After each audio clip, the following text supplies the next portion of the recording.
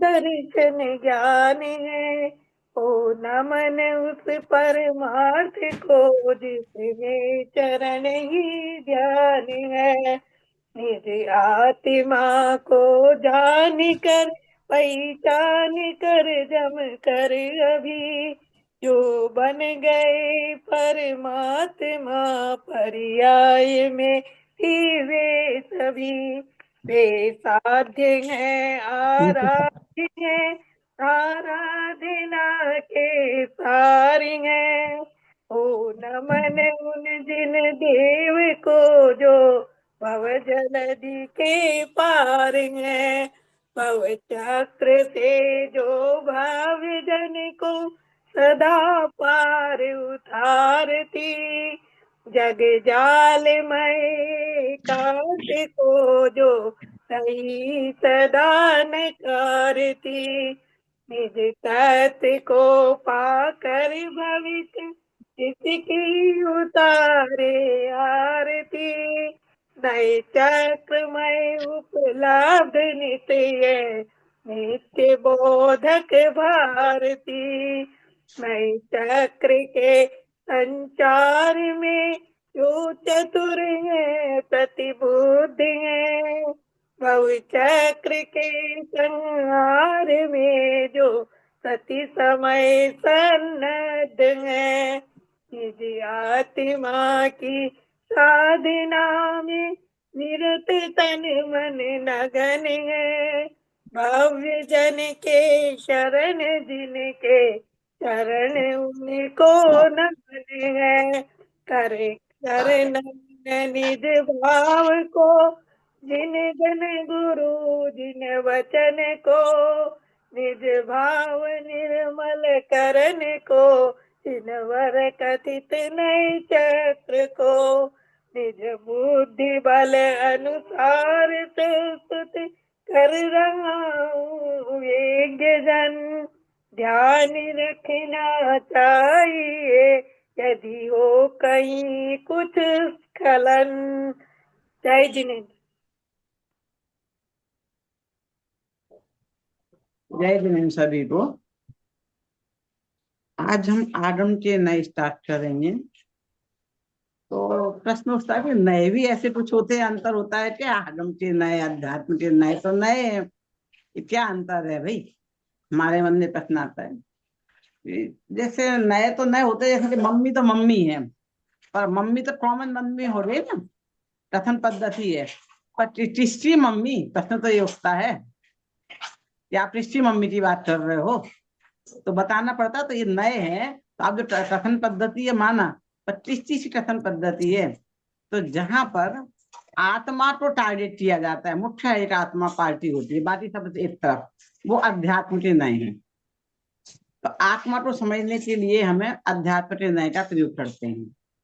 लेकिन जब 6 द्रव्य समझना है, वस्तु स्वरूप समझना है, तो वहां पर द्रव्यार्थ और पर्यायर्थिक नए लगते हैं। तो आचार्य टुंड ने जैसे पंच परमाणु लिखे ना, तो पंचास्थिकाय में क्या है? 6 द्रव्य 7 तत्व 9 पदार्थों का वर्णन। कौन सा नया चाल लगेगा वहां पर? आगम के नए। क्योंकि 6 वस्तु स्वरूप समझना है ना, द्रव्य पर्याय समझना है ना, तो द्रव्यार्थ और पर्यायर्थिक 6 द्रव्य समझना है, तो द्रव्यार्थिक नहीं हो रहा, द्रव्य में पर्याय होते हैं, पर्यायर्थिक नहीं हो रहा। और जब हमें आत्मा समझना नहीं, अब हमने दुनिया को समझ लिया, अब हमें दुनिया को नहीं जानना। मुझे जानना कि मैं कहाँ हूँ इस दुनिया में, मेरा भी कोई अस्तित्व है या नहीं है, मैं कहाँ खड़ा हूँ। तो उसमें अध्यात्म के नए। तो अध्यात्म के नए का काम क्या है? जैसे कि हम एल्बम देखते हैं ना, किसी की शादी का एल्बम, तो किसकी शादी का एल्बम देखने में हमें इंटरेस्ट होता है? जिसकी शादी में हम गए हों, अथवा कोई अपना हो। जो तो हमारा अपना भी नहीं, हमारी फ्रेंड है, बोले मेरी शादी का एल्बम, तो क्यूरियोसिटी बस 1-2 फोटो तो देख ली, उसका हस्बैंड कैसा है, बाकी फिर उसके रिश्तेदार, चाचा ताऊ मामा मामी देखने की इच्छा होती है, कौन है, कितना, कौन आया था, कौन नहीं था। और हम किसी शादी में रहे और ज्यादातर फोटो में हमारी हो, तो मैं कहाँ हूँ, क्या देखते हैं हम कि मैं कहाँ हूँ। तो आप अपने आप को किस रूप में पहचानते हो? अपने हर रूप से पहचान लेते हैं हम? हर रूप से मेरा मतलब समझे? इधर कुछ लोग बहुत होशियार होते हैं, अब आजकल तो हीरो हीरोइन के भी कहीं नाक दे देते हैं, कहीं आंख दे देते हैं, तो पहचानो कौन? पर अपने लोग पहचानने में इतने एक्सपर्ट हैं, जैसे मेरा फोटो में इतना सा हाथ आया, ये मेरा हाथ है, तो ये अंगूठी मैंने पहनी है, अपन अंगूठी पहनती नहीं, और बाकी सब अंगूठी पहने हैं, तो इतना आया, तो ये ड्रेस का कलर मेरा है। तो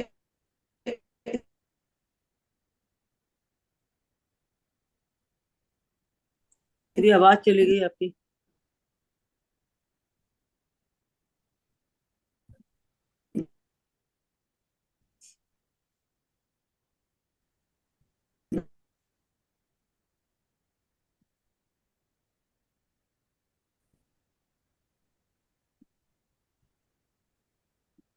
सभी की चली गई या सिर्फ हाँ, मैम की दीदी गई? की चली गई, सबकी गई होगी हाँ ना। नहीं, मैम अपनी तो की आ रही है। आ रही है आपकी? हाँ, आपकी आवाज आ हाँ रही है मुझे मैम, तो। मेरी आ रही है, दीदी की नहीं आ रही ना। ये हाँ, दीदी की दीदी की नहीं नहीं आ आ रही। रही। उन्हीं की तो सुननी हाँ, है। हैंग हो गया है उनका। देखिए कॉल आ गई होगी हाँ, ना। दीदी का फ्रीज हो गया एक्चुअली, कुछ भी नहीं दिखाई भी नहीं दे रहा। ये दिखाई तो दे रहा है पर सुनाई नहीं दे रहा। अच्छा,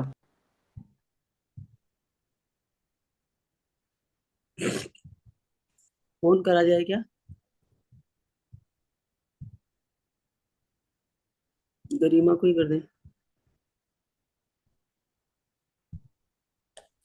दीदी यदि आपको आवाज आ रही है तो आप एक बार लीव करके दोबारा ऐड हो जाइए तो ठीक हो जाएगा। लीव हो पहले। हाँ दीदी लीव करके दोबारा कर लेंगे ना तो ठीक हो जाएगा। ऐसा? पर पता नहीं उनको आवाज आ रही है नहीं।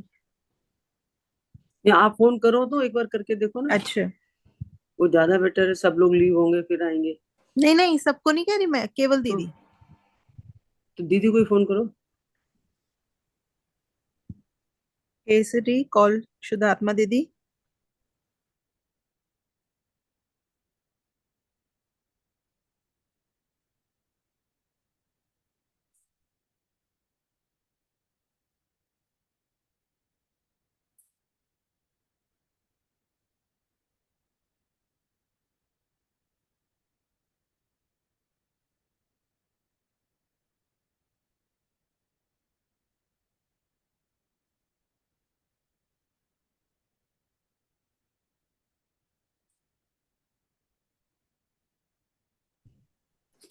दीदी का फोन बिजी जा रहा है, या तो कोई इम्पोर्टेंट कॉल आ गई है उनकी।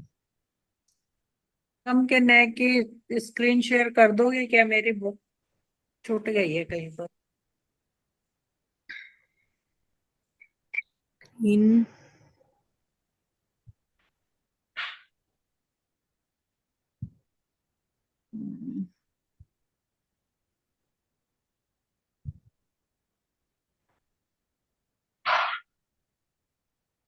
गरिमा दीदी का मैसेज है, उसमें पासपोर्ट वो मांग रहा है, फोटो उसका दो, जब वो क्लास ज्वाइन कर पाएंगे। दीदी का वॉइस मेल है उसमें। नहीं, उसके बाद तो वो ऐड हो गई थी, वो वाला वॉइस। अलग है? अच्छा, वो वो तो अलग है। पहले की पड़ी हुई है, अच्छा अच्छा। मतलब 5 मिनट पहले की। अच्छा,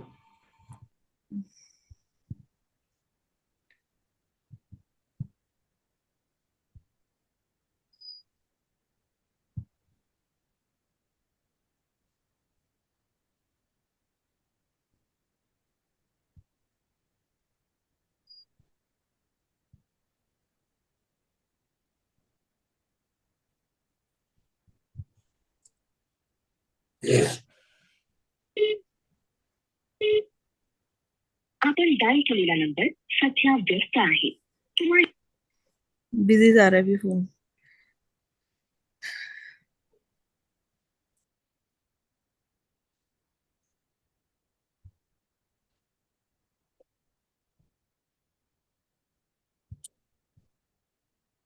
जब तक दीदी आती है तो आगम के नए की रीडिंग कर लेते। हाँ मैं भी अभी यही कहने वाली थी।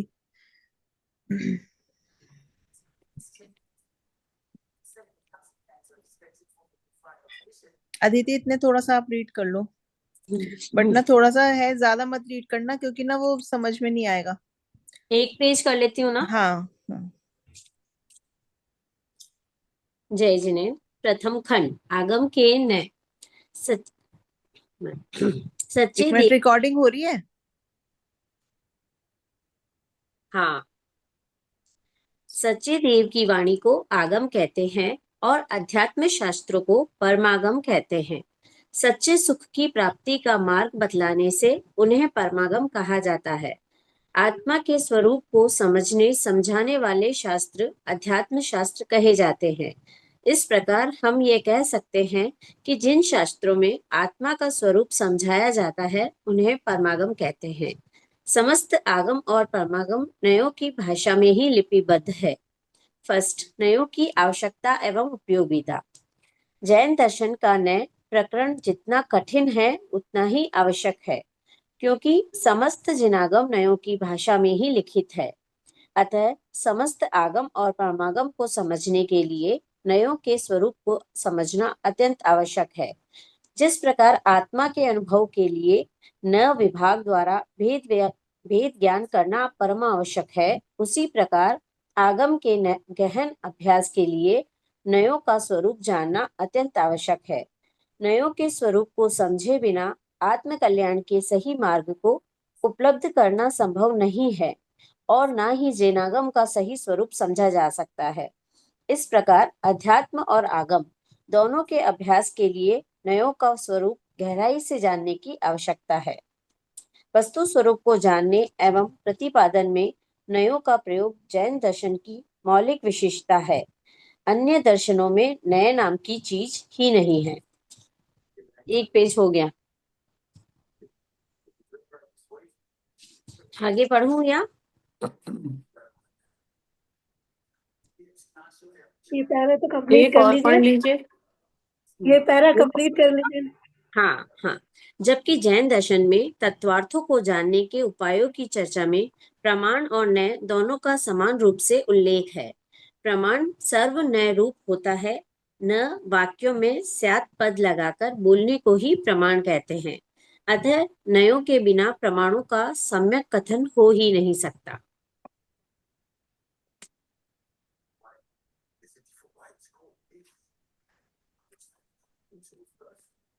मैं आगे पढ़ती हूँ। सामान्य विशेषात्मक वस्तु के समस्त गुणों और विरोधी से प्रतीत होने वाले धर्मों को एक साथ ग्रहण करने वाला प्रमाण है और उन्हें गौण मुख्य भाव से ग्रहण करने वाला नय है। जैसे तत्व अनिर्वचनीय है, यह द्रव्यार्थिकाय नय का पक्ष है। द्रव्य गुण पर्यायवान है, यह पर्यार्थिकाय नय का पक्ष है। तथा जो निर्वचनीय है वही गुण पर्यायवान है, कोई अन्य नहीं, और जो यह गुण पर्यायवान है वही तत्व है, ऐसा प्रमाण का पक्ष है। इस प्रकार प्रमाण और नय दोनों ही वस्तु स्वरूप को जानने में और प्रतिपादन करने में अपनी अपनी जगह उपयोगी हैं।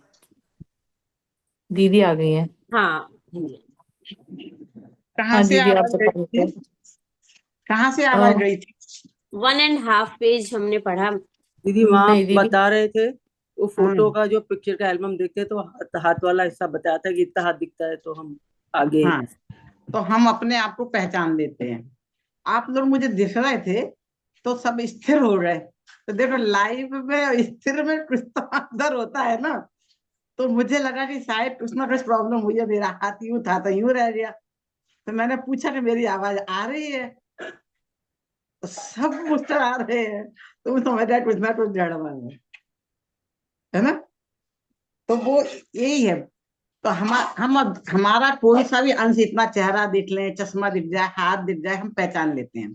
तो ऐसे अध्यात्म के नए 8 नए हैं, जिसमें हम दुनिया में 8 रूपों में अपने आप को देखते हैं, पाते हैं। और उन 8 रूपों में हम दुनिया में भूल जाते हैं, जो दूसरी चीजें उसे अपना मानने लगते हैं। तो कहते हैं उसमें आत्मा पहचानो। लाल साड़ी से काले चश्मे से आप भ्रमित नहीं हो जाओ, इससे चश्मे बहुत सारे होते हैं। आप अपना जो चेहरा मोर उसमें ही नहीं, हम अपने 100% श्योर, भले लाल है, 4 जने पहने पर मैं ये भी साड़ी है, इतना 100 है। पर हम दुनिया आत्मा को समझने में भूल कर जाते हैं। तो वो नए हमें सिखाते हैं कि नहीं, आप इस एक अपेक्षा से आप सही हो। इस अपेक्षा से कथन किया जाता है, पर साड़ी आप नहीं हो, चश्मा आप नहीं हो, आप इनसे अलग हो। तो वो हमें हमारे ओर ले जाता है। तो वो हम पढ़ चुके हैं नए चैप्टर डायरी में पहले। अब हम दुनिया को जानने बैठे हैं।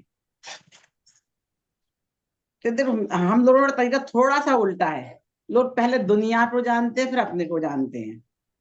पर हमने सोचा पता नहीं, 5 साल का कोर्स है, कोई 1 साल ज्वाइन करता है, कोई 2 साल, कोई 3 साल। भगोड़े भी बहुत है। स्कूल वाली पढ़ाई तो है नहीं कंपल्सरी माँ बाप बैठा के पढ़ा दे।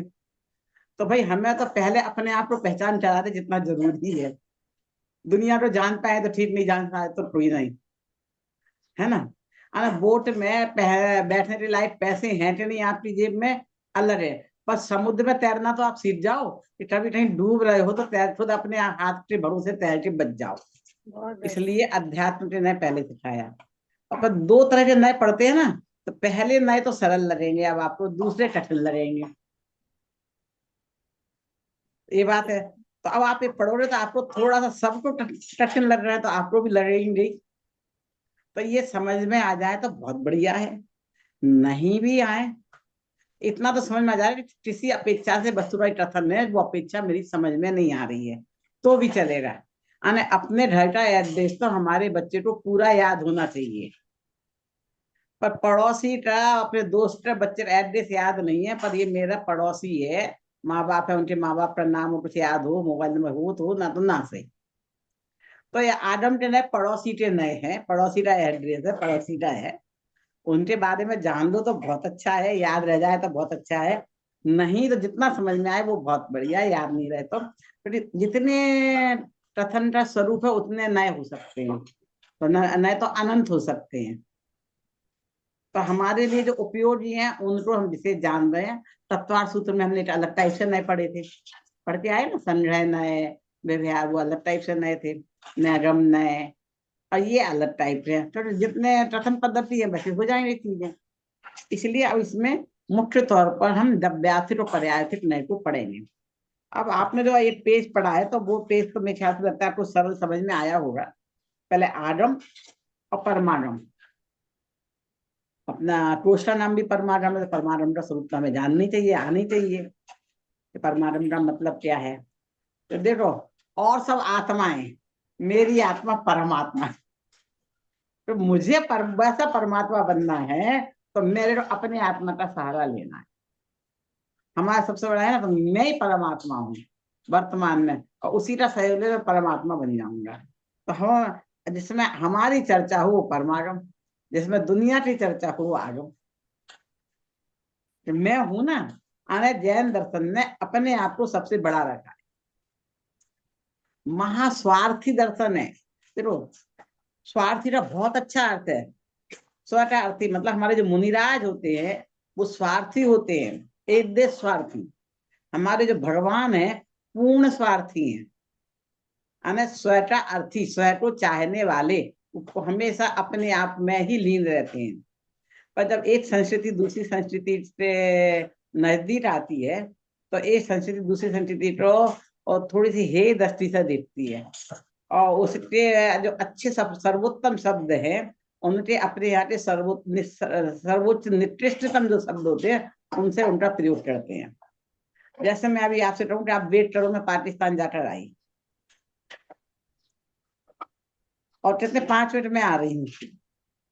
5 मिनट आप रहते, आप थोड़ा सा मन में किसी ने पूछा कि आप कहाँ रहते हो, क्या आप पाकिस्तान की बाउंड्री पर रहते, किसी ने सोचा कि मैं पाकिस्तान की बाउंड्री पर रहती हूँ जो 5 मिनट में आ जाऊंगी। सबने मतलब समझ लिया ना। हमने पाकिस्तान का उधर क्या था, पवित्र स्थान, जो उनकी मस्जिद या जो चीजें होती है ना उन्हें वो पाकिस्तान ऐसे बोलते हैं। तो हमने उसे सी जगह नाम दिया, सबसे निकृष्ट चीज को, है ना। तो वो ये प्रभाव है एक दूसरे का। तो जैन दर्शन के जो सबसे अच्छे शब्द थे, लुच्चा, लुच्चा में केस लॉन्च करने वाले। अभी पिल्ला किसे बोलते पता है आपको, कुत्ते के बच्चे को। और साउथ इंडिया में जाओ तो आप जो सबसे बहुत बड़े होते हैं अच्छे, तो पिल्ले कहलाते हैं। आप देखो पिल्ले, तो साउथ और नॉर्थ का झगड़ा हुआ तो नॉर्थ इंडियन ने साउथ इंडियन वाले को, उनके जो सबसे अच्छे सर्वोत्तम उनको पिल्ले। तो इस तरह से एक दूसरे का करते हैं। तो स्वार्थी अपना अर्थी, हमें अपने आप को चाहने वाले हैं। हम सब आप हम दुनिया में रखते हैं अपने आप को सबसे ऊपर और बताते हैं कि हमने अपने आप को सबसे नीचे रखा है। हम अपने अपने बारे में सोचते ही नहीं है। ये तो दोगलापन हो गया ना, कि हम हैं कुछ दिखाते कुछ है। जैन दर्शन जैसा है वैसा दिखाता है, वस्तु का सबसे स्वरूप यही है। तो वस्तु का स्वरूप जानना है तो इसमें बताया कि दो तरह के नए होते हैं, द्रव्यार्थिक नय, पर्यार्थिक नय। तो ये इसमें स्टार्टिंग में ये सब बातें बताई, नयों की जानने की हमें आवश्यकता क्यों है, उपयोगिता क्यों। तो इस सरल है। आपको इस पहले पेज में से कुछ समझ में नहीं आया तो पूछ लीजिए। तो देखो, चूंकि मैंने पहले अध्यात्म में लिए तो उसमें पॉइंट से और सारे उपयोगिता वो दिए हुए थे, तो वो अध्यात्म की दृष्टि से दिए थे, आरंभ की दृष्टि से यहाँ पे आवश्यकता उपयोगिता बताई रही है। क्लियर है? पहला पेज तो बहुत आसान है, तो आगे कर लेते हैं। चलिए आगे रीडिंग कर लीजिए। एक एक पैराग्राफ ही करना, एक्सप्लेन करना, इसमें कठिन आएगा तो एकदम से आगे बढ़ नहीं सकते हो। सेकंड पेज में भी 2 पैराग्राफ पढ़ चुके हैं मैम। अच्छा अच्छा, हाँ तो सेकंड पेज पे आते हैं। तो जो हमने अनेकांत तो स्याद्वाद पढ़ा था, तो नए वाक्यों में स्याद शब्द का प्रयोग होता है, वस्तु के साथ नहीं कह सकते हैं। तो सेकंड पेज पर पहले पैराग्राफ में यही है कि प्रमाण सर्व नए रूप होता है और नए वाक्यों में स्याद लगाकर बोलने को प्रमाण कहते हैं। नयों के बिना प्रमाणों की सम्यक जानकारी नहीं हो सकती, तथा हो ही नहीं सकता है। अब वस्तु में दो चीजें हैं, सामान्य विशेषात्मक। हम लोगों में कुछ चीजें कॉमन भी हैं, जैसे कि जब हमें कॉमन चीजों का प्रयोग करना होता है, जैसे हम मंदिर में जाएं, सभाओं में जाएं, तो कहते हैं महिलाएं इस तरफ से जाओ, महिलाएं पहले खाना खाने जाओ। तो सब एक, तो हमने जो कॉमन फैक्टर है तो उसकी अपेक्षा हम वैसे चले जाते हैं। फिर उनने और बताया, बाइफरकेशन किया कि महिलाओं में भी सीनियर सिटीजन पहले जाएं। तो ऐसे तो हम अपने आप को सीनियर सिटीजन कहलाने में अच्छा महसूस नहीं करते हैं, पर जब लाइन में पहले नंबर आता है तो पूछते सीनियर सिटीजन की लाइन कौन सी है। तो 59 है तो ऑलमोस्ट सीनियर सिटीजन हो ही गए ना, हम जा सकते हैं, है ना। तो इस तरह से ये बता रहे हैं कि सामान्य भी चीज है और कुछ विशेष चीजें भी हैं। फिर उनका महिलाएं जाए पहले, फिर जाए, फिर उसमें एक नाम लिया, अदिति जी सबसे पहले आ जाए, मेरा नाम पुकारा है, मुझे जाने दो, मुझे जाने दो। सारी लाइन सबसे पीछे खड़े हैं, लाइन चढ़, मैं, मुझे बुलाया है, वो विशेष। तो वस्तु में जो सामान्य स्वरूप है, विशेष है, तो वो वस्तु में विरोधी से प्रतीत होने वाले धर्म है, गुण है। तो जब हमें कथन करना होता तो एक गुण को हम मुख्य करते हैं और एक को गौण करते हैं। तो जो हमने एक मुख्य को किया कि भाई महिलाओं को पहले भेजे, पुरुष लोग थोड़े से स्ट्रांग होते हैं, महिलाओं के साथ बच्चे भी रहते हैं, तो इसे महिलाओं को पहले भेजा। तो सीनियर वहां जो भेज रहे हैं उससे कमजोरी या स्ट्रेंथ उसकी अपेक्षा से भेज रहे हैं, तो और दूसरी अपेक्षा उनके ज्ञान को वहां गौण किया और शारीरिक असमर्थता को मुख्य किया, तभी तो महिलाओं बच्चों को भेजा, शारीरिक दृष्टि से विचार किया। तो ऐसे ही वस्तु में जो अनेक धर्म होते हैं उनमें कुछ गौण होते हैं, कुछ मुख्य होते हैं। तो तत्व तो हम एक साथ कह नहीं सकते हैं, तत्व तो अनिवर्चनीय है, एक साथ नहीं कह सकते हैं। पर हम उसको द्रव्यार्थिक नय से दो दृष्टियों से देखते हैं, पर्यार्थिक नय से। देखो इसमें कवर पेज देखो, हाँ कवर पेज दिख रहा है और उल्टा दिख रहा है इसमें, पर इसमें देखो ये पीला साइड है, वहां पर लिखा है द्रव्यार्थिक नय, लाइट कलर है, जो डार्क कलर है वो पर्यार्थिक नय।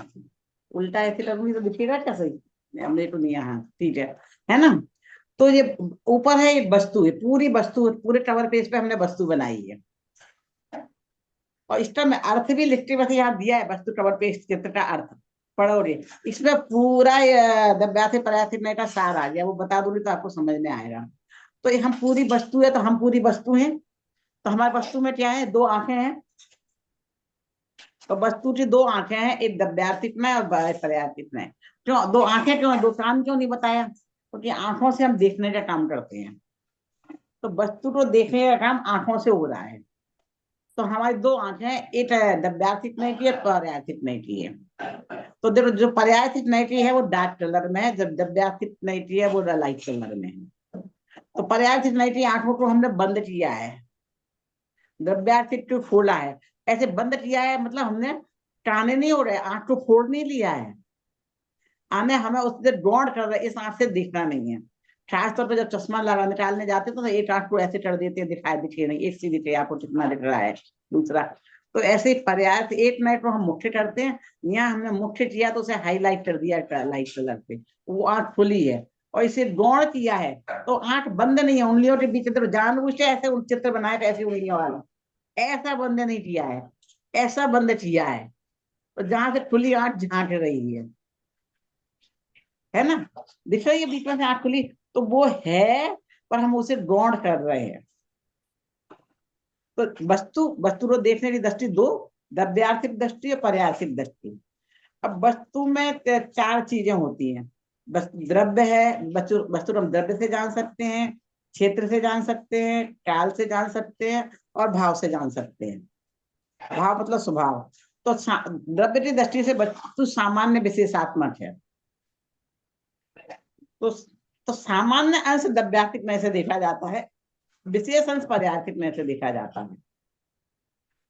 सामान्य अंश देखा महिलाएं द्रव्य की दृष्टि से, विशेष अंश देखा वर्तमान में उसकी सीनियर सिटीजन अवस्था, वर्तमान में उसकी बाल अवस्था। तो इसलिए द्रव्यार्थिक में से हम सामान्य देखेंगे, पर्यार्थिक में से विशेष देखेंगे। तो सामान्य देख रहे हैं वो भी द्रव्य अंश है, विशेष देख रहे हैं वो भी द्रव्य अंश है। फिर क्षेत्रीय दृष्टि से भेद देखेंगे या अभेद देखेंगे। तो अभेद देख रहे हैं तो द्रव्यार्थिक में से, भेद देख रहे हैं तो पर्यार्थिक में से। काल की दृष्टि से नित्य देखेंगे या अनित्य देखेंगे। तो नित्य देखेंगे तो द्रव्यार्थिक में से, अनित्य देखेंगे तो पर्यार्थिक में से। एक उदाहरण, दूसरी क्लास में तो किसी ने मेरे से उदाहरण भी पूछे थे, स्ट्रिक्टली पर अलग से करके पूरे ग्रुप पे शेयर कर दिया ना, टीम लीडर ग्रुप में। हाँ, तो अब काल की दृष्टि से हमने देखा, तो हम बच्चे थे, बच्चे रहे काल की दृष्टि से, हम रह रहे। तो जो नित्य अंश है वो द्रव्यार्थिक से देखेगा, जो गया पर्याय अंश है वो अनित्य अंश है, वो पर्यार्थिक में से देखा जाएगा। पर हम हैं तो गुणों को देखते हैं, नित्य अंश है तो द्रव्यार्थिक में से, पर्याय को देखते हैं पर्यार्थिक में से। तो नाम ही दिया है द्रव्यार्थिक में, पर्यार्थिक में। अब भाव, तो भाव एक है और अनेक है। तो एक देखेंगे वस्तु का द्रव्यार्थिक में से, पर्यार्थिक में से देखेंगे अनेक। तो अब द्रव्यार्थिक में किस चीज को अपना विषय बनाता है? सामान्य द्रव्य के सामान्य, अभेद, नित्य और एक अंश को। पर्यार्थिक द्रव्य के कौन से अंश को विषय बनाता है? विशेष, भेद, अनित्य और अनेक अंश को। क्लियर? इतनी चीज क्लियर हो, मैं पूछूंगी अभी, आप इस पुस्तक पे पूरे गणधर हो जाएंगे आपके सबके, जो बोलेगा उसका गणधर। और छोटी छोटी लूंगी, बड़े बड़ा गणधर नहीं लूंगी। बाकी तो मैं आपको जज करती रहती हूँ ना, इसलिए। तो ये समझ में आ गया। अब नीचे भी ये बनाया हुआ है चित्र, देखो हर चीज का एक महत्व है। नीचे सिद्ध भी बनाए हैं, ध्यान करने भी बनाया है, ध्यान सम्यक दृष्टि बनाया है, मुनिराज बनाए हैं, और चारों रतियों ने जीव बनाए हैं, मनुष्य रति, देव रति, तिरंज रति और नरक रति। हर चीज का एक महत्व है, ऐसी नहीं है कि हमने बंद कर दिया है, पूरा लिखा है। तो अभी जितना बताया इतना समझ में आया कि द्रव्यार्थिक में से वस्तु का क्या देखा जाता है? सामान्य, अभेद, नित्य और एक अंश। पर्यायर्थिक में से देखा जाता है विशेष, भेद, अनित्य और अनेक अंश। तो इसमें जो कलर दिए उनका भी विशेष अर्थ है। अंधेरे में हर चीज गौण हो जाती है, तो यहाँ अंधेरा दिया है। लाइट में सब चीज प्रकाशित होती है, तो वहां पर हमने प्रकाश दिया है। क्लियर ना? हाँ, अब अभी तक जो पढ़ा है वो बता दीजिए, कोई भी एक जन जो भी बताना चाहे, पहले करना चाहता है। मैं मीट हो रही हूँ।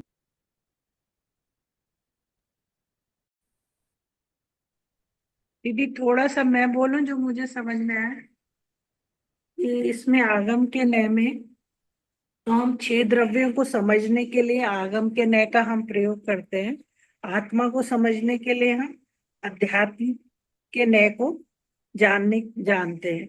तो इसमें जैसे वस्तु का स्वरूप जानना है, वस्तु के स्वरूप को हम 2 तरीके से जानते हैं, सामान्य और विशेषात्मक।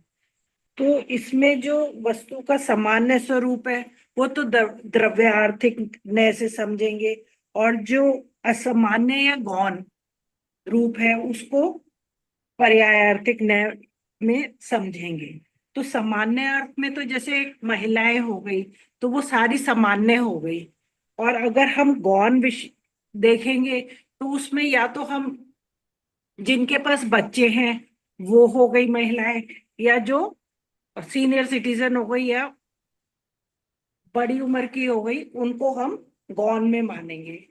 और अगर जैसे क्षेत्र है तो उसमें इनको इसमें जो है द्रव्य आर्थिक और पर्यायार्थिक को द्रव्य क्षेत्र काल भाव से ही हम समझेंगे।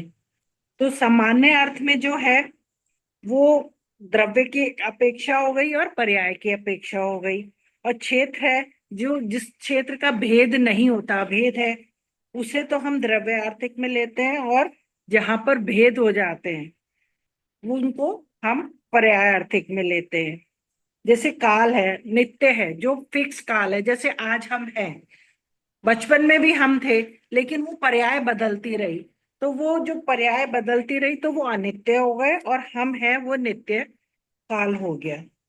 ऐसे ही हम एक हैं या अनेक हैं, वो भाव में आ जाएगा, द्रव्य आर्थिक और पर्यायार्थिक में। द्रव्य आर्थिक में एक और भावार्थिक में अनेक। दीदी इतना समझ में आया? आवाज नहीं आ रही है दीदी आपकी, आप म्यूट है। मैं बताऊं? हाँ, आपने भावार्थिक बोल दिया, पर्यायार्थिक भाव की दृष्टि से विचार करें तो। इसे मैं बताऊं दीदी? हाँ बोलिए। मतलब है ना, द्रव्यार्थिक न्याय को जो हमने पीले रंग से दिखाया है, और इसको जो है माधुरी आवाज नहीं आ रही। अब ये आ रही। हाँ अब आई, हाँ अब आई। मतलब है ना, जो द्रव्यार्थिक न्याय का जो विषय दिखाया है वो पीले रंग से दिखाया है, और ये जो पर्यायार्थिक न्याय का विषय बताया वो डार्क कलर से बताया है।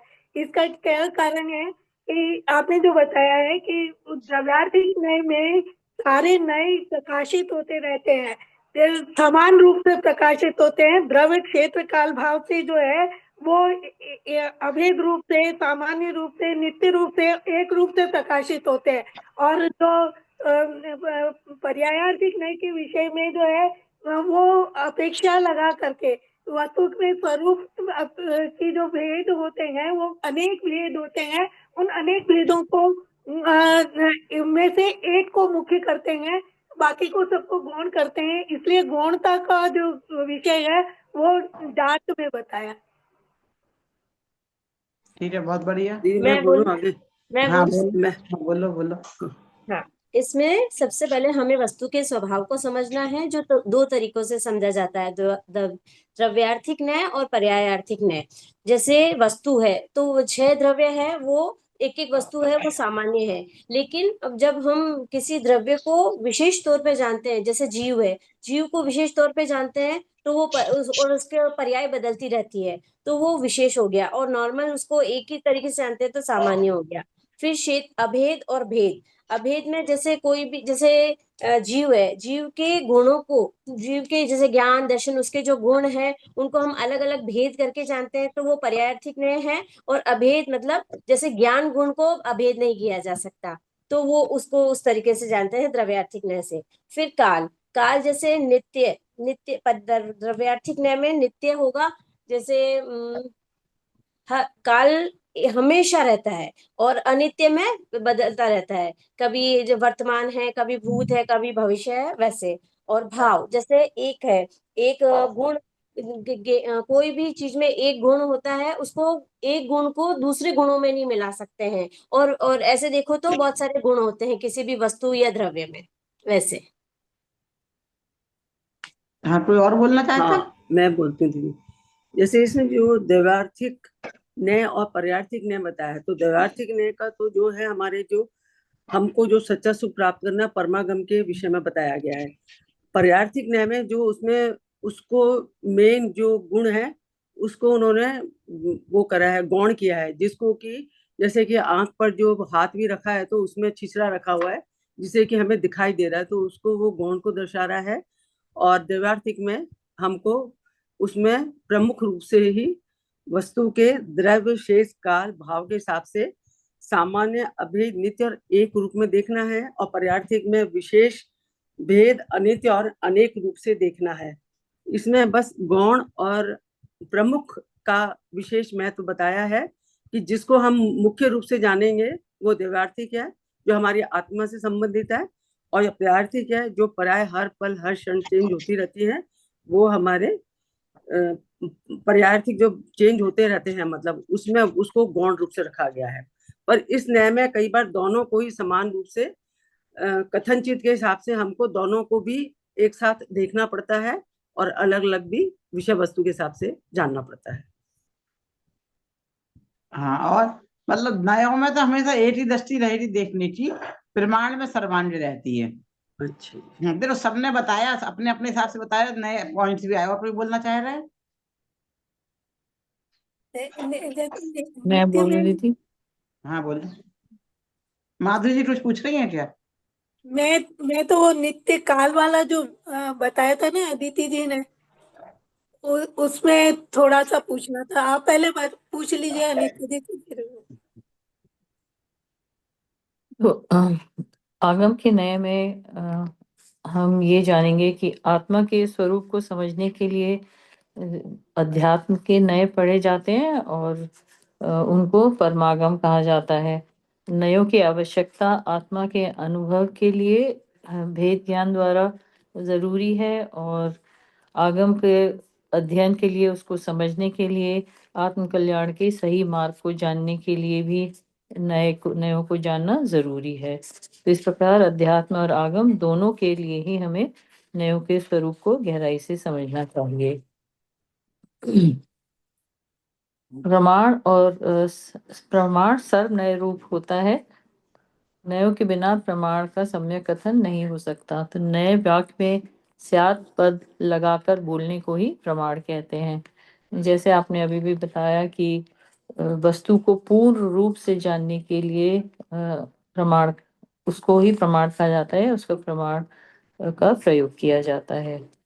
ये जो कवर पेज है, यहाँ पर वस्तु को किस प्रकार से जाना जाता है उसका प्रेजेंटेशन किया गया है। तो एक तरफ बहुत हल्के रंग में और उभार के प्रकाशित किया गया है द्रव्यार्थिक नय को, और पर्यार्थिक नय में हम वस्तु के किसी एक पक्ष को समझते हैं और बाकी सबको गौण कर देते हैं। ये गहरे रंग से दर्शाया गया है। वस्तु को जब हम द्रव्यार्थिक नय के रूप में समझते हैं तो द्रव्य, क्षेत्र, काल और भाव के माध्यम से उस सामान्य है, वस्तु अभेद है, जैसे कि आत्मा के गुणों में भेद नहीं कर सकते। नित्य है, जैसे कि बचपन से बुढ़ापे तक जो व्यक्ति वही रहता है, लेकिन उसकी तरह तरह की जो पर्याय है वो बदलती रहती है। और उसी प्रकार आत्मा का जो भाव है, स्वभाव, वो एक ही रहता है। जब हम पर्यार्थिक नय से समझते हैं तो हम किसी गुण को विशेष करके समझते हैं और बाकी एक को ज्यादा प्रधानता देते हैं। उसी प्रकार जब हम आत्मा के विभिन्न गुणों को समझते हैं, जैसे कि ज्ञान और दर्शन को अलग अलग भेद करके समझते हैं, इसी प्रकार जब हम काल के हिसाब से समझते हैं तो पर्याय की जो अनित्यता है, जैसे बचपन, युवावस्था, बुढ़ापा इत्यादि, और भाव से जैसे समझते हैं तो ये वाला दीदी मुझे बहुत क्लियर नहीं है। भाव की स्वभाव तो एक है, तो और अनेक और कौन कौन से भाव हम आत्मा के राग द्वेष आदि भावों को पृथक पृथक करके जानते हैं। हाँ, जैसा अभी समझाएंगे ना, तो आत्मा में ज्ञान है, दर्शन है, आनंद है, वीर है, आनंद गुणों को बताएंगे। जब दृष्टि का विषय बनाएंगे तो उनको अभेद रूप से जानना है, एक रूप से जानना है। ऐसा नहीं है ज्ञान अलग पड़ा है, दर्शन अलग पड़ा है। जब वो, जिसमें मैं एक उदाहरण देती हूँ आपको, ये आपको मेरे घर खाना खाने आना है, लेकिन मुंह हाथ और पैर छोड़ के आओ, तो आप जानने के लिए, समझने के लिए तो आप समझाओगे तो उसकी नाक ऐसी है, मुंह ऐसे है, कान ऐसे हैं, हाथ उंगलियां छोटी हैं और लंबे हैं। पर आवरे तो संपूर्ण आवरे, समझाने के लिए हम अनेक करते हैं, भेद कर देते हैं। लेकिन वस्तु को तो संपूर्ण रूप से आती है ना, तो समझने के लिए अनेक भेद है उसमें, आत्मा में ध्यान दर्शन, पर वस्तु अभेद रूप से एक रूप से देखनी है, जाननी है। तो क्योंकि हमें दृष्टि का विषय देखना ना, आत्मा को बनाना है, तो वस्तु पर्याय में नजर आती है पर दृष्टि का विषय परिपूर्ण होता है। इसमें एक उदाहरण और दूं आपको, तो आपको समझ में आ जाएगा।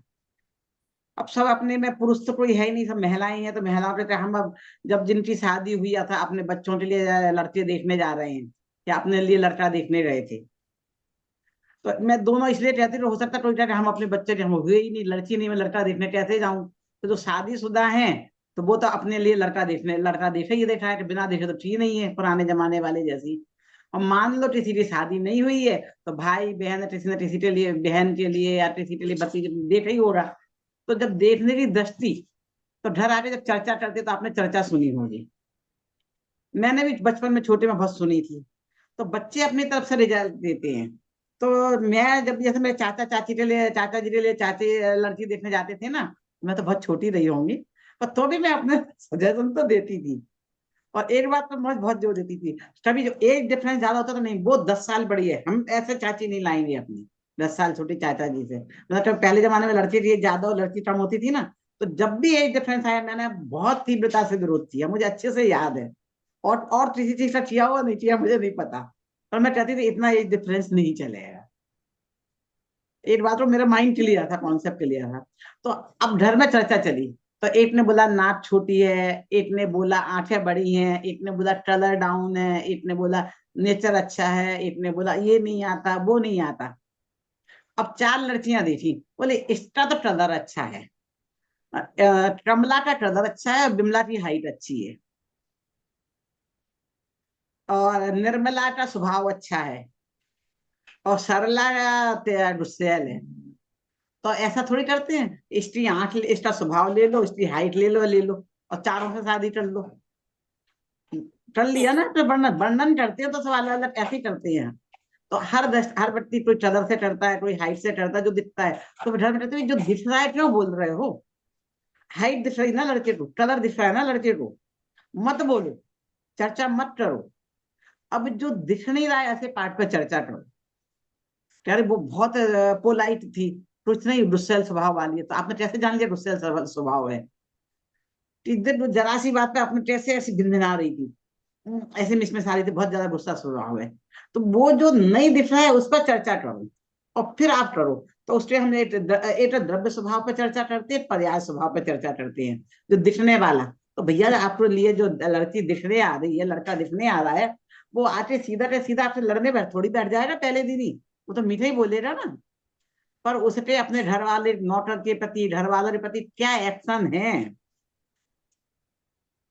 नौकर ने चाय यहाँ की वहां रख दी तो उसने कहा क्या करता, एकदम चिल्ला के बोला, अरे ऐसा गुस्सैल पति नहीं चाहिए, ऐसा गुस्सैल लड़का नहीं चाहिए। नौकर के ऊपर सबके सामने चिल्ला पड़ा। तो हमारे तुम्हारे से तो अच्छा, नौकर पर तो सब चिल्लाते हैं। नहीं, जो नौकरों से भी नहीं चिल्लाता है, अच्छे से बिहेव करता है, तो वो अपने घर वालों से, पत्नी से कैसा बिहेव करेगा। जो बात बात पर चिल्लाता, तो जिससे चिल्लाने की आदत है ना, वो घर वालों को भी आगे पीछे चिल्लाएगा, और सबके सामने चिल्लाता तो वो सबके सामने इंसल्ट भी करेगा। हमें उसने एक चाय का कप रखा, उस पर चिल्लाया, उससे हमने पूरा उसका चरित्र पढ़ लिया। किसने पढ़ा? वो दादाजी ने पढ़ा, पोती ने नहीं पढ़ा। पोती ने तो कलर देखा, हाइट देखी। जो उम्र वाले अनुभवी होते हैं, वो अनुभव की चीजों से जो चीज निकलती है वो देखते हैं, और जो नहीं हो तो अब सब चीजें देखी, तो क्या करें। तो फिर उसमें से हम कहते थे देखो भाई, कलर की बात है ना, आज तुम गोरी लाए, कल आप स्विमिंग पूल में गए और ये सब अमेरिकन जैसे काले हो जाते, कल काली हो रही तो क्या करोगे? गोरा काला तो क्या है, टेम्परेरी फेस है, उसे अवॉइड कर दो। फिर उनका नहीं, मुझे तो स्लिम ट्रिम चाहिए, वो तो मोटी है। तो भैया जी तुम आज पतली ले आए, कल मोटी हो जाएगी तो तलाक दे दोगे क्या? है ना। अब वैसे मैं खुद तो कुछ नहीं बोल रही, पर मेरी नातिन ने मेरे से बोला था, मेरे से पूछी नानी नानी सब मम्मियां मोटी क्यों होती हैं, नानियां और ज्यादा मोटी होती हैं। वैसे और सब पतले होते हैं। अरे उसने वो चीज हाईलाइट की ना, कि नानी बहुत ज्यादा मोटी होती है, मम्मियां मोटी होती हैं, वैसे स्लिम स्लिम होती हैं। तो ये तो वस्तु का स्वभाव है ना, जब लड़की रहती है तुम्हारे में तो दुबली पतली होती है, बच्चा होते तो मोटी हो जाती है, और बड़े और जो 50+ होते तो वजन बढ़ता है, तो नानियां और मोटी होती हैं। तो भैया तुम शादी कर रहे हो वर्तमान फेज से, तो आज दुबली टल मोटी हो जाएगी, छोड़ो, इग्नोर करो। तो हमें जो चीज है, क्या स्वभाव नहीं बदलता है, वृत्ति नहीं बदलती है। आप चाहो तो बदल नहीं सकते वृत्ति को। तो आपको घर में क्या चाहिए, गुस्सा चाहिए, प्यार चाहिए, क्या चाहिए?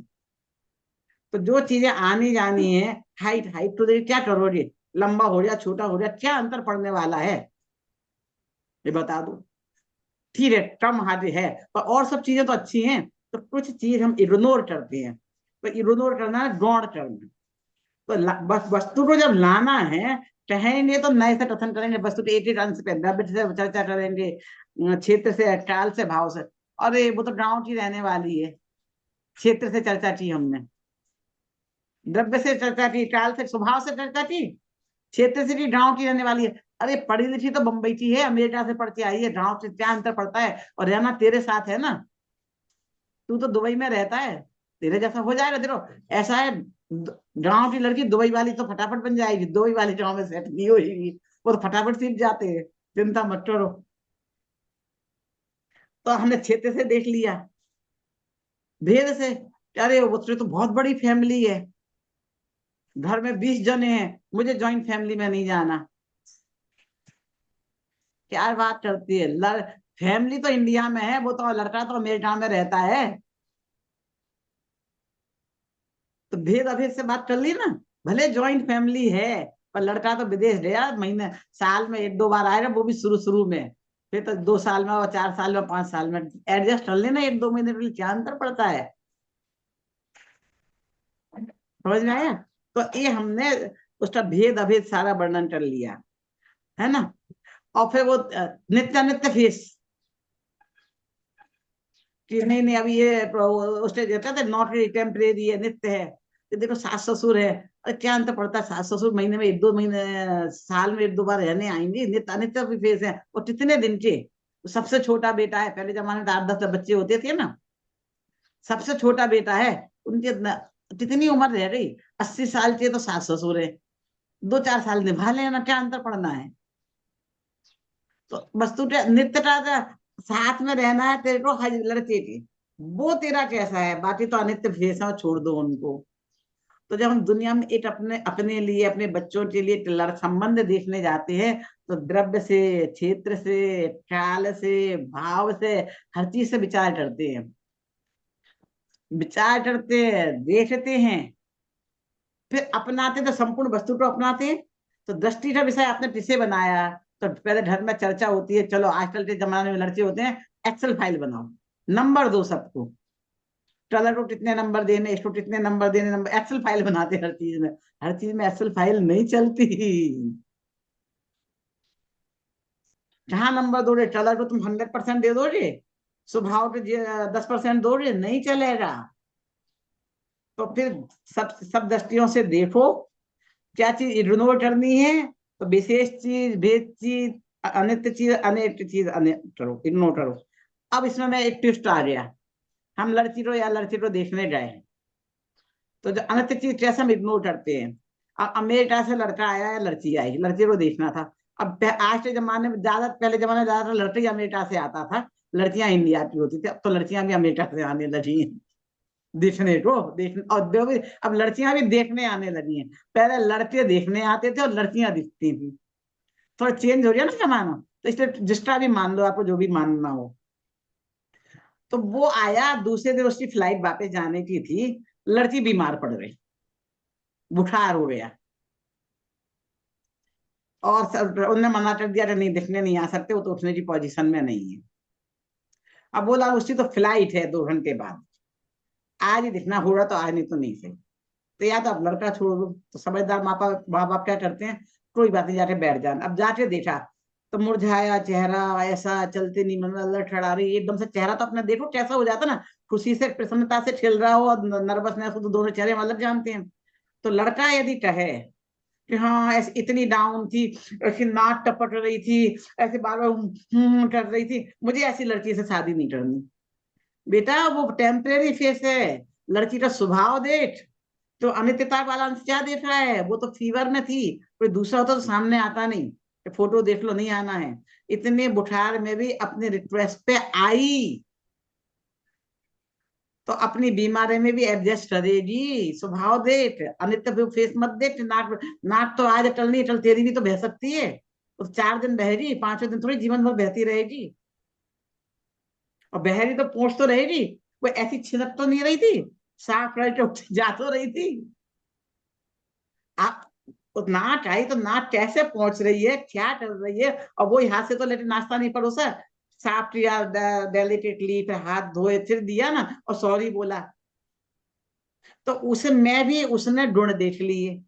अनित्य फेस को उसने गौण कर दिया, नित्य फेस देख, तो कितना डाउन चेहरा था, और इतने डाउन चेहरे में इतनी सुंदर लग रही थी, तो जब खिली हो रही तो पता नहीं कैसे लगेगी, जबरदस्ती आई थी तो अनित्यता में उसने नित्यता ढूंढ ली, वेद में अभेद देख लिया, विशेष में सामान्य परख लिया, अनेक में एक देख लिया, स्वभाव देख लिया, दिखने में ऐसे दिख रहे थे अन्य चीजों में, और फिर उस पर किसी एक चीज पे फिदा होकर तो उस बाकी चीजें इग्नोर हो जाती हैं। और वो संबंध जब भी होता है तो जब उसे लड़की को अपनाया तो पूरा अपनाया, गुण दोषों के साथ अपनाया, क्या किया, जब उसके दोष भी गुण जैसे लगने लगे, जैसे लड़की के दोष भी गुण जैसे लगने लगे, उस लड़की से संबंध होता है, और जिस के गुण भी दोष जैसे लगने लगे उससे संबंध नहीं होता है।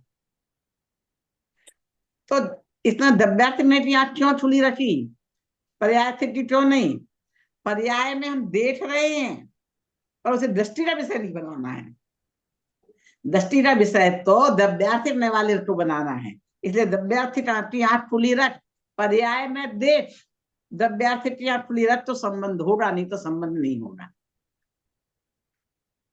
आज कितना कमा रहा है, 10,000 रुपये कमा रहा है, 20,000 कमा रहा है, अरे 10,000 20,000 मत देख, उम्र देखना कितनी उम्र है, वो 18 साल में 20,000 कमा रहा है तो 28 साल में 2 लाख कमाएगा। तो बाप दादा की बपौती थोड़ी लेके आया, खुद पैरों पर खड़ा होके आया है। अब उसके पास तो 2 लाख रुपए महीने के थे, 2 लाख रुपए महीने के उसके बाप हाथ खर्चा देते, उसकी कमाई नहीं थी। जिस दिन बाप लात मार देगा ना उसे कुछ नहीं मिलेगा। वो 2 लाख मत देख, वो बाप कमाई है, आप कमाई देख, जो खुद कमा रहा है, अपने पैरों पर खड़ा है, तो किसी पर डिपेंड नहीं है। देखो सास ससुर के अनुसार चलना पड़ेगा, वो पैसे दे रहे हैं तो फिर उनके उसमें रहना पड़ेगा, तेरी एक भी नहीं चलेगी। तो वहां पे हर चीज देखते हैं, 10,000 नहीं, हर चीज में विचार करते हैं, और फिर पर्याय को गौण कर देते हैं, इग्नोर करते हैं, द्रव्य को अपनाते हैं, तो संबंध हो जाता है। तो एक से होता है 4 से, उसके सब को इग्नोर करके एक चीज संपूर्ण वस्तु को स्वीकारते एक साथ है। तो ये कह रहा है आपके अंदर गुण भी विद्यमान है, दोष भी हैं। तो भाव में अनेक भाव हैं, विभाव भाव भी है, स्वभाव भाव है। विभाव भावों को इग्नोर करो, स्वभाव पर दृष्टि डालो, वो पर्याय अवस्था है, पर्याय में विभाव है, पर्याय में नाक टपट रही है, स्वभाव में नहीं टपट रही, वो स्वभाव नहीं है, पर्याय जाने वाला है, इग्नोर कर दो तो ही संबंध होगा। तो मेरे ख्याल से सारे उदाहरण मिल रहे हैं ना, आप लिख लेना, ये एकता अनेकता नित्य भेद अभेद सामान्य विशेष दव्यार्थिक पर्यार्थिक। और मैं सोचती हूँ आज के लिए इतना ही सफिशिएंट है। इसको एक बार आप फिर बताओ कि अगला पेज अगली क्लास में ये चीज अपने अंदर जीवन में अच्छे से बिठा लो। हाँ, मुझे ऐसे लग रहा है कि आपने जो ये द्रव्यार्थिक न्याय है उसमें सूरज की रोशनी दी है और पर्यायार्थिक में रात है, ऐसा है क्या? पर्याय में चंद्रमा का दिया ना, ऊपर सूरज हाँ, चंद्रमा चंद्रमा घुमाए का। भी है, चांद सितारे भी हाँ है। हाँ। हाँ, तो समझ में आया ना, सामान्य ये चीज समझ में आ गया तो पूरा दव्यार्थिक बहुत आसान हो जाएगा समझने में। इसलिए मैं इससे आगे नहीं बढ़ी, क्योंकि इसके लिए आपको चिंतन सबके सब बोलो, कोई बात नहीं, सबके गणधर हो जाएंगे एक साथ, कोई बात नहीं, प्रॉब्लम है, मतलब ये हम हाँ। बहुत आराम से चलाएंगे। दीदी ये जो फोटो दिया है ना, एक आंख पे हाथ रखा है, वो उसमें ऐसा ही मीनिंग हुआ ना कि जिस पे हाथ नहीं रखा है वो एक ही देख रहा है, और जिस पे हाथ रखा है उसमें भेद करके देख रहा है, इस तरह का ही हुआ है ना मीनिंग उसका? हाँ, वो गौण कर रहा है उसे, हाँ। वस्तु में तो विद्यमान है पर उसे हमने गौण कर दिया है। और पर अच्छा। आंख खुली रखी है, आंख बंद नहीं कर दी है, कोई हाँ, कह रहा खुली, है वही कि वही।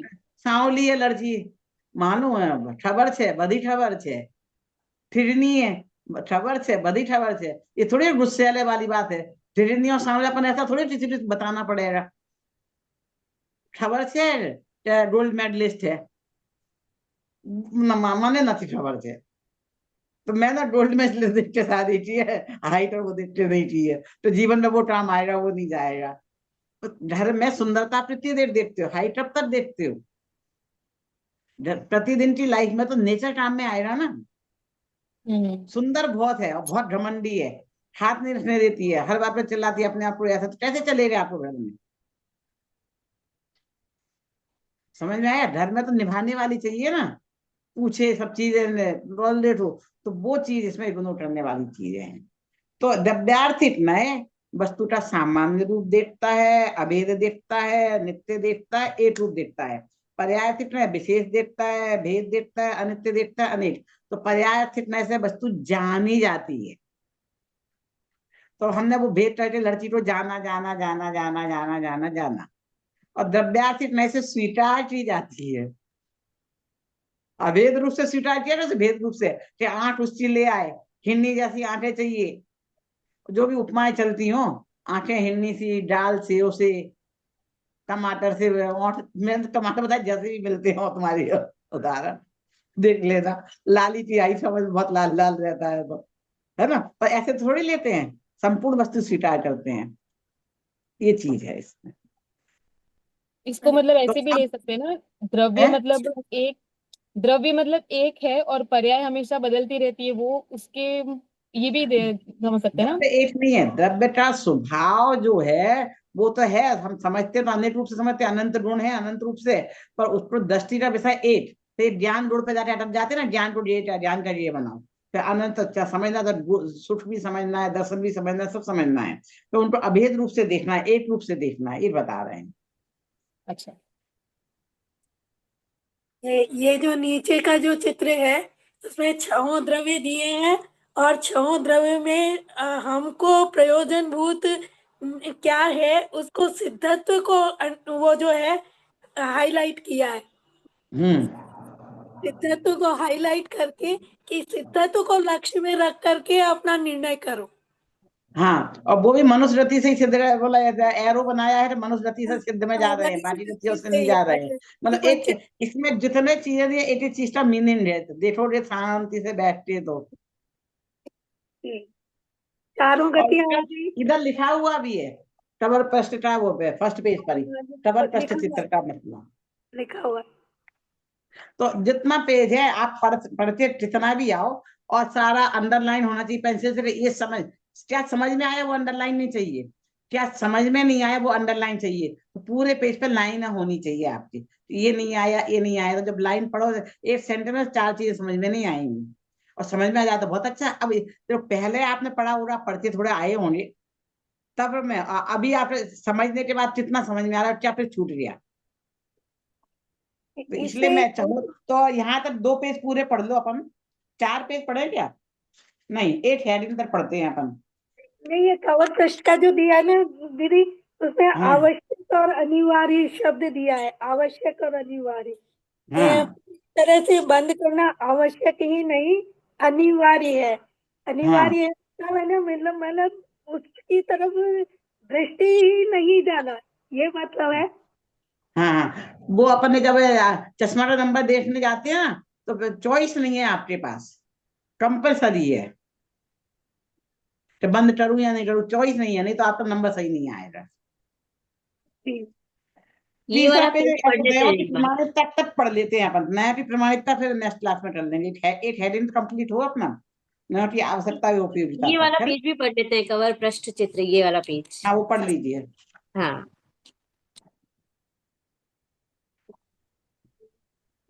पहले ये पढ़ना है, कवर पृष्ठ चित्र। हाँ, ये पढ़ लीजिए, फिर इसको समझ लेते हैं। जी। प्रमाण की विषय रूप वस्तु द्रव्य की अपेक्षा सामान्य विशेषात्मक है, उसी प्रकार क्षेत्र की अपेक्षा भेद अभेदात्मक, काल की अपेक्षा नित्य अनित्यात्मक एवं भाव की अपेक्षा एक अनेकात्मक है।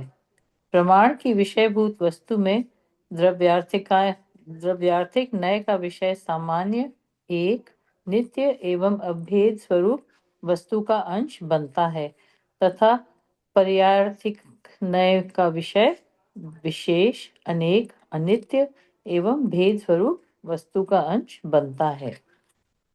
द्रव्यार्थिक और पर्यार्थिक नय वस्तु के सामान्य और विशेष स्वरूप को जानने वाली दो आंखें हैं। उक्त दोनों आंखों में से पर्यार्थिक चक्षु को सर्वथा बंद करके जब मात्र खुली हुई द्रव्यार्थिक आंख के द्वारा देखा जाता है, तब नारकत्व, त्रियंचत्व, मनुष्यत्व, देवत्व एवं सिद्धत्व पर्याय रूप विशेषों में रहने वाले एक जीव सामान्य को देखने वाले और विशेषों को न देखने वाले जीवों को यह सब जीव द्रव्य है ऐसा ज्ञात होता है। यहाँ विशेष बात, हाँ जी, ये जो इसमें पहले में जो आया है कि व्यायार्थिक नय का विषय भी जो है वस्तु का अंश बनता है और द्रव्यार्थिक नय का विषय भी वस्तु का अंश बनता है। मतलब दोनों ही नयों का विषय जो है अंश ही बनता है और प्रमाण का विषय जो है पूरी वस्तु बनती है। यही मतलब है ना इसका? हाँ, आई थिंक सो, यस।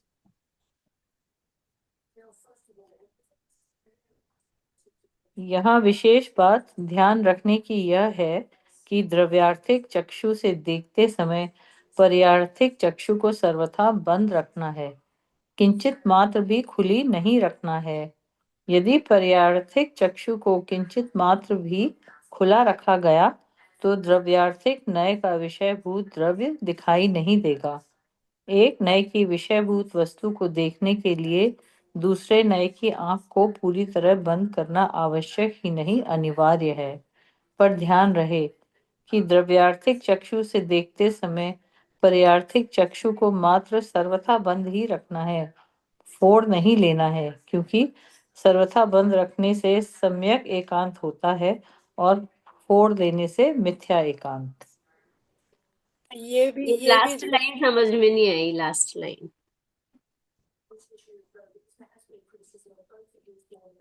ये यहाँ पे मुख्य और गौण तो सबको मालूम है, हाँ ठीक है। तो और एकांत और अनेकांत भी मालूम है। हाँ तो जो जैन दर्शन है वो एकांत को नहीं मानता है, हाँ, ठीक है। तो अगर अनेकांत। हमने उस आंख को अगर हमने फोड़ दिया तो हम कभी भी उस पक्ष को देख नहीं पाएंगे, उस चीज को भेद करके नहीं समझ पाएंगे। सिर्फ ढकना है उसको, हल्का ढकना है, हाँ। उससे अंतर फिर करना भी है। नहीं आया पूरा समझ में। इसको सम्यक गाँव एकांत करना है, होता है। उसका अभाव नहीं करना है, यही बताना हाँ, चाहते हैं। अभाव नहीं करना, हाँ। अभाव नहीं है, उसके सत्ता है पर उसको गाँव करना है, वो इसका मतलब निकलता है। अगर अविवेक उसकी से। सत्ता को ही नष्ट कर देगी, उसका अभाव रूप मान लेगी, तो वो मिथ्या एकांत हो जाएगा। और बराबर। अगर उसकी सत्ता का स्वीकार करके उसको गाँव करते हैं हाँ, तो तो वो वो मिथ्या है, सम्यक एकांत होता है, सम्यक एकांत हो जाएगा। ऐसा कहते हैं। ठीक कि है। पर्याय है ही नहीं ऐसा नहीं है, पर्याय का पक्ष ही नहीं है ऐसा नहीं है, हाँ विशेष है, अंश बट नहीं है ऐसा हाँ। नहीं है।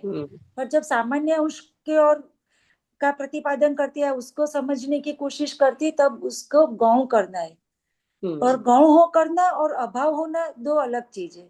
हाँ, वो ही बता रहे अपना प्रयोजनभूत अर्थ निकालने के लिए, मतलब अपने को, अपने स्वभाव को प्राप्त करने के लिए बाकी को गौण करना है, बाकी को हटाना नहीं है, अभाव नहीं करना है।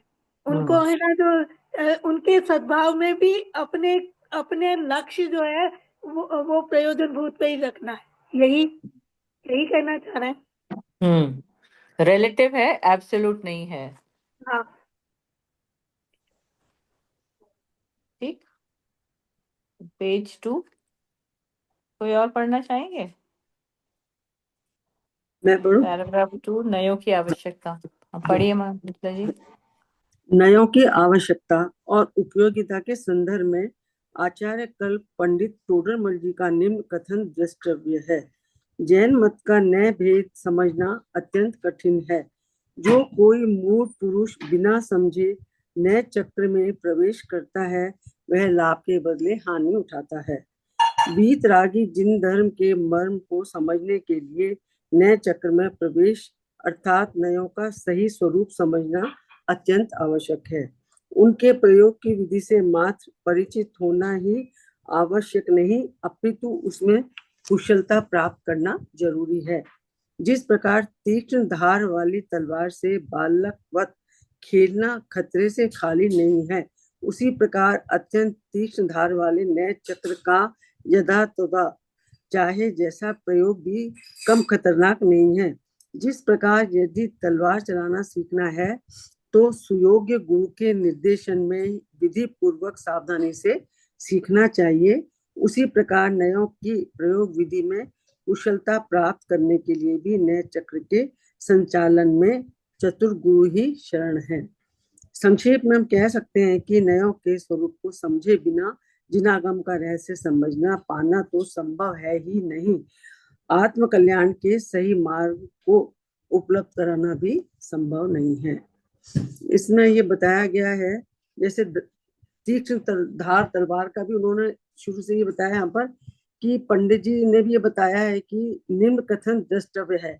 जैन मत में जब हम न्याय को समझते हैं तो हमें इसके लिए एक सक्षम गुरु की, निपुण गुरु की आवश्यकता है, जो हमें इनमें भेद करके द्रव्यार्थिक और पर्यार्थिक को अच्छे से समझा सके और हम उस न्याय से उनमें अंतर कर पाए।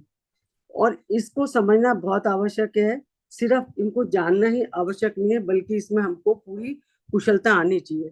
जैसे इन्होंने तीक्ष्ण धार वाली तलवार का उदाहरण दिया, इसमें एक उदाहरण अपन ये भी दे सकते हैं, जैसे तलवार में शहद लगा दो फिर चाटने के लिए कहो, तो वो भी वही है कि आप चाटोगे तो उसमें अपना किस तरह कर पाओगे।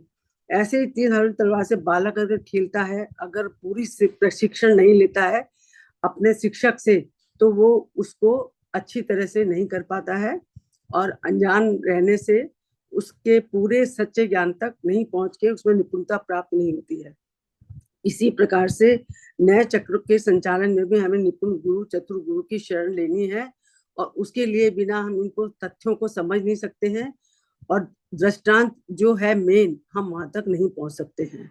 भेद अभेद जो हैं और जितने भी इसमें जो मुख्य प्रश्न अपने को अंतर बताए हैं, उनमें अंतर करने के लिए हमें नए स्वरूप को समझना और अपना आत्म कल्याण भी जब भी संभव है जब इसके हम भेद को, द्वैवार्थिक और प्रार्थिक को पूर्ण, उसमें जितने भी बताए हैं सामान्य, अभेद, नित्य, एक, और पर्यार्थिक में विशेष भेद, अनित्य और अनेक का अंतर जानेंगे, तभी हम इसको पूर्ण रूप से ग्रहण करके अपने मेन जो हमारा है दृष्टांत, अपना जो लक्ष्य है हमारा आत्मानुभूति होना, वहां तक पहुंचना, तभी हम पहुंच पाएंगे।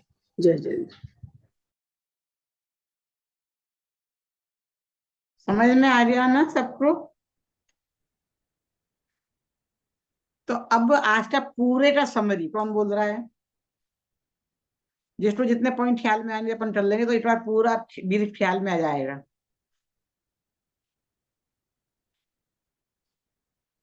अभी तक किसने नहीं बोला? दीदी मैंने बीच में थोड़ा छूट गया था, पर मैं तो भी जितना भी मुझे समझ आए मैं बताना चाहती हूँ। बोलो। जैसे आपने शुरुआत में ही बताया कि अध्यात्म के नए है और आगम के नए, ऐसे दो प्रकार के नए हैं। और एक पॉइंट ये भी है कि जितने कथन की शैली उतने प्रकार के नए होते हैं। जैसे तत्वार सूत्र में अलग प्रकार से 7 नए बताए थे, और यहाँ आगम के नए अलग है, उस तरह से होता है। फिर आपने ये भी बताया था कि जैसे जो प्रयोजनभूत बात है वो आपने पहले सिखा दी कि भाई पहले अध्यात्म के नए आप सीख लो, तो पहले हमने निश्चय नहीं, व्यवहार नहीं, जो प्रयोजनभूत थे वो सीख लिए, और आगम के नए वो भी जानना जरूरी है। वो सभी जब खुद के अलावा जितने भी द्रव्य है विश्व के, उसको उसका सामान्य और विशेष रूप अगर जानना है, तो उसको लिए द्रव्यार्थिक नहीं और पर्यार्थिक नहीं, ऐसे आगम के नए हैं, उसको भी जानना चाहिए। और उसमें आपने ये बताया कि जो द्रव्यार्थिक न्याय है उसका जो उसमें जो वस्तु का सामान्य अंश है वो दृष्टि का विषय होना चाहिए, तो भी वो सही तरीके से जाना है ऐसा कह सकते हैं। और पर्यार्थिक न्याय से वस्तु के हम विशेष अंश को जानते हैं और उसको श्रद्धा का विषय नहीं बनाते हैं। दृष्टि का विषय तो जो द्रव्यार्थिक न्याय का जो है सामान्य स्वरूप है, द्रव्य से सामान्य स्वरूप, क्षेत्र से उसका अभेद स्वरूप, काल से उसका नित्य स्वरूप और भाव से उसकी एक रूपता, उस वो दृष्टि का विषय बनती है। और उस जैसे दृष्टांत में हम कह सकते हैं कि जैसे शादी विवाह के लिए अगर लड़की देखने जाते हैं तो उसकी जो अलग अलग क्वालिटीज होती है उसमें कुछ अच्छे पार्ट भी होते हैं, कुछ बुरे पार्ट भी होते हैं, तो सबको हम पहले देख लेते हैं अच्छी तरह से, तो वो एक तरह से पर्यायिक नहीं से हमने उसको जाना ऐसा कह सकते हैं। पर जब उसको हाँ या ना कहना होता है तब अभेद रूप से हम ग्रहण करते हैं कि भाई ऐसा नहीं बोलते हम कि उसके अच्छे पार्ट को हमने हाँ बोला और नेगेटिव पार्ट को ना बोला, ऐसा नहीं है। हाँ बोलते हैं तो पूरा अभेद करके बोलते हैं और ना बोलते हैं तो भी पूरा अभेद करके। तो जब हम पढ़ने का विषय आता है, श्रद्धा का विषय आता है, तो उस समय तो पर्यायिक नय को सर्वथा ग्रहण करना ही पड़ता है और द्रव्यार्थिक नय से ही निर्णय लेना पड़ता है। इसलिए बहुत ही आवश्यक उसकी आवश्यक है और अनिवार्य भी है ये।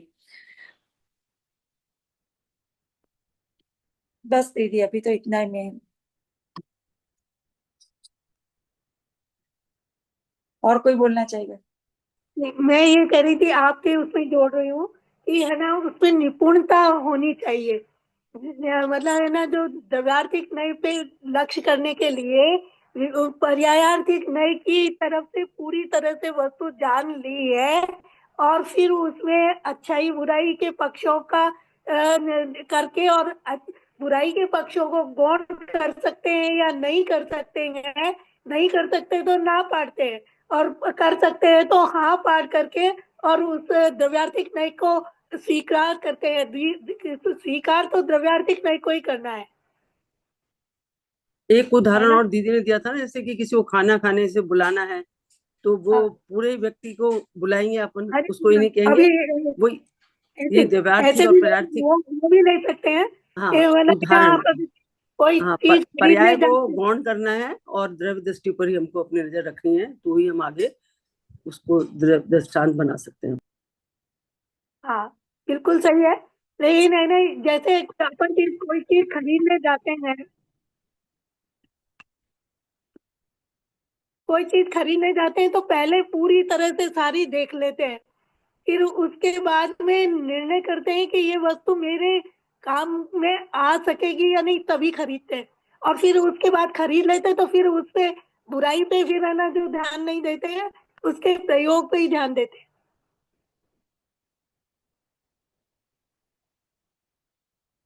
ठीक है। यानी लौकिक जीवन में हाँ भी ये न्याय बहुत उपयोगी है।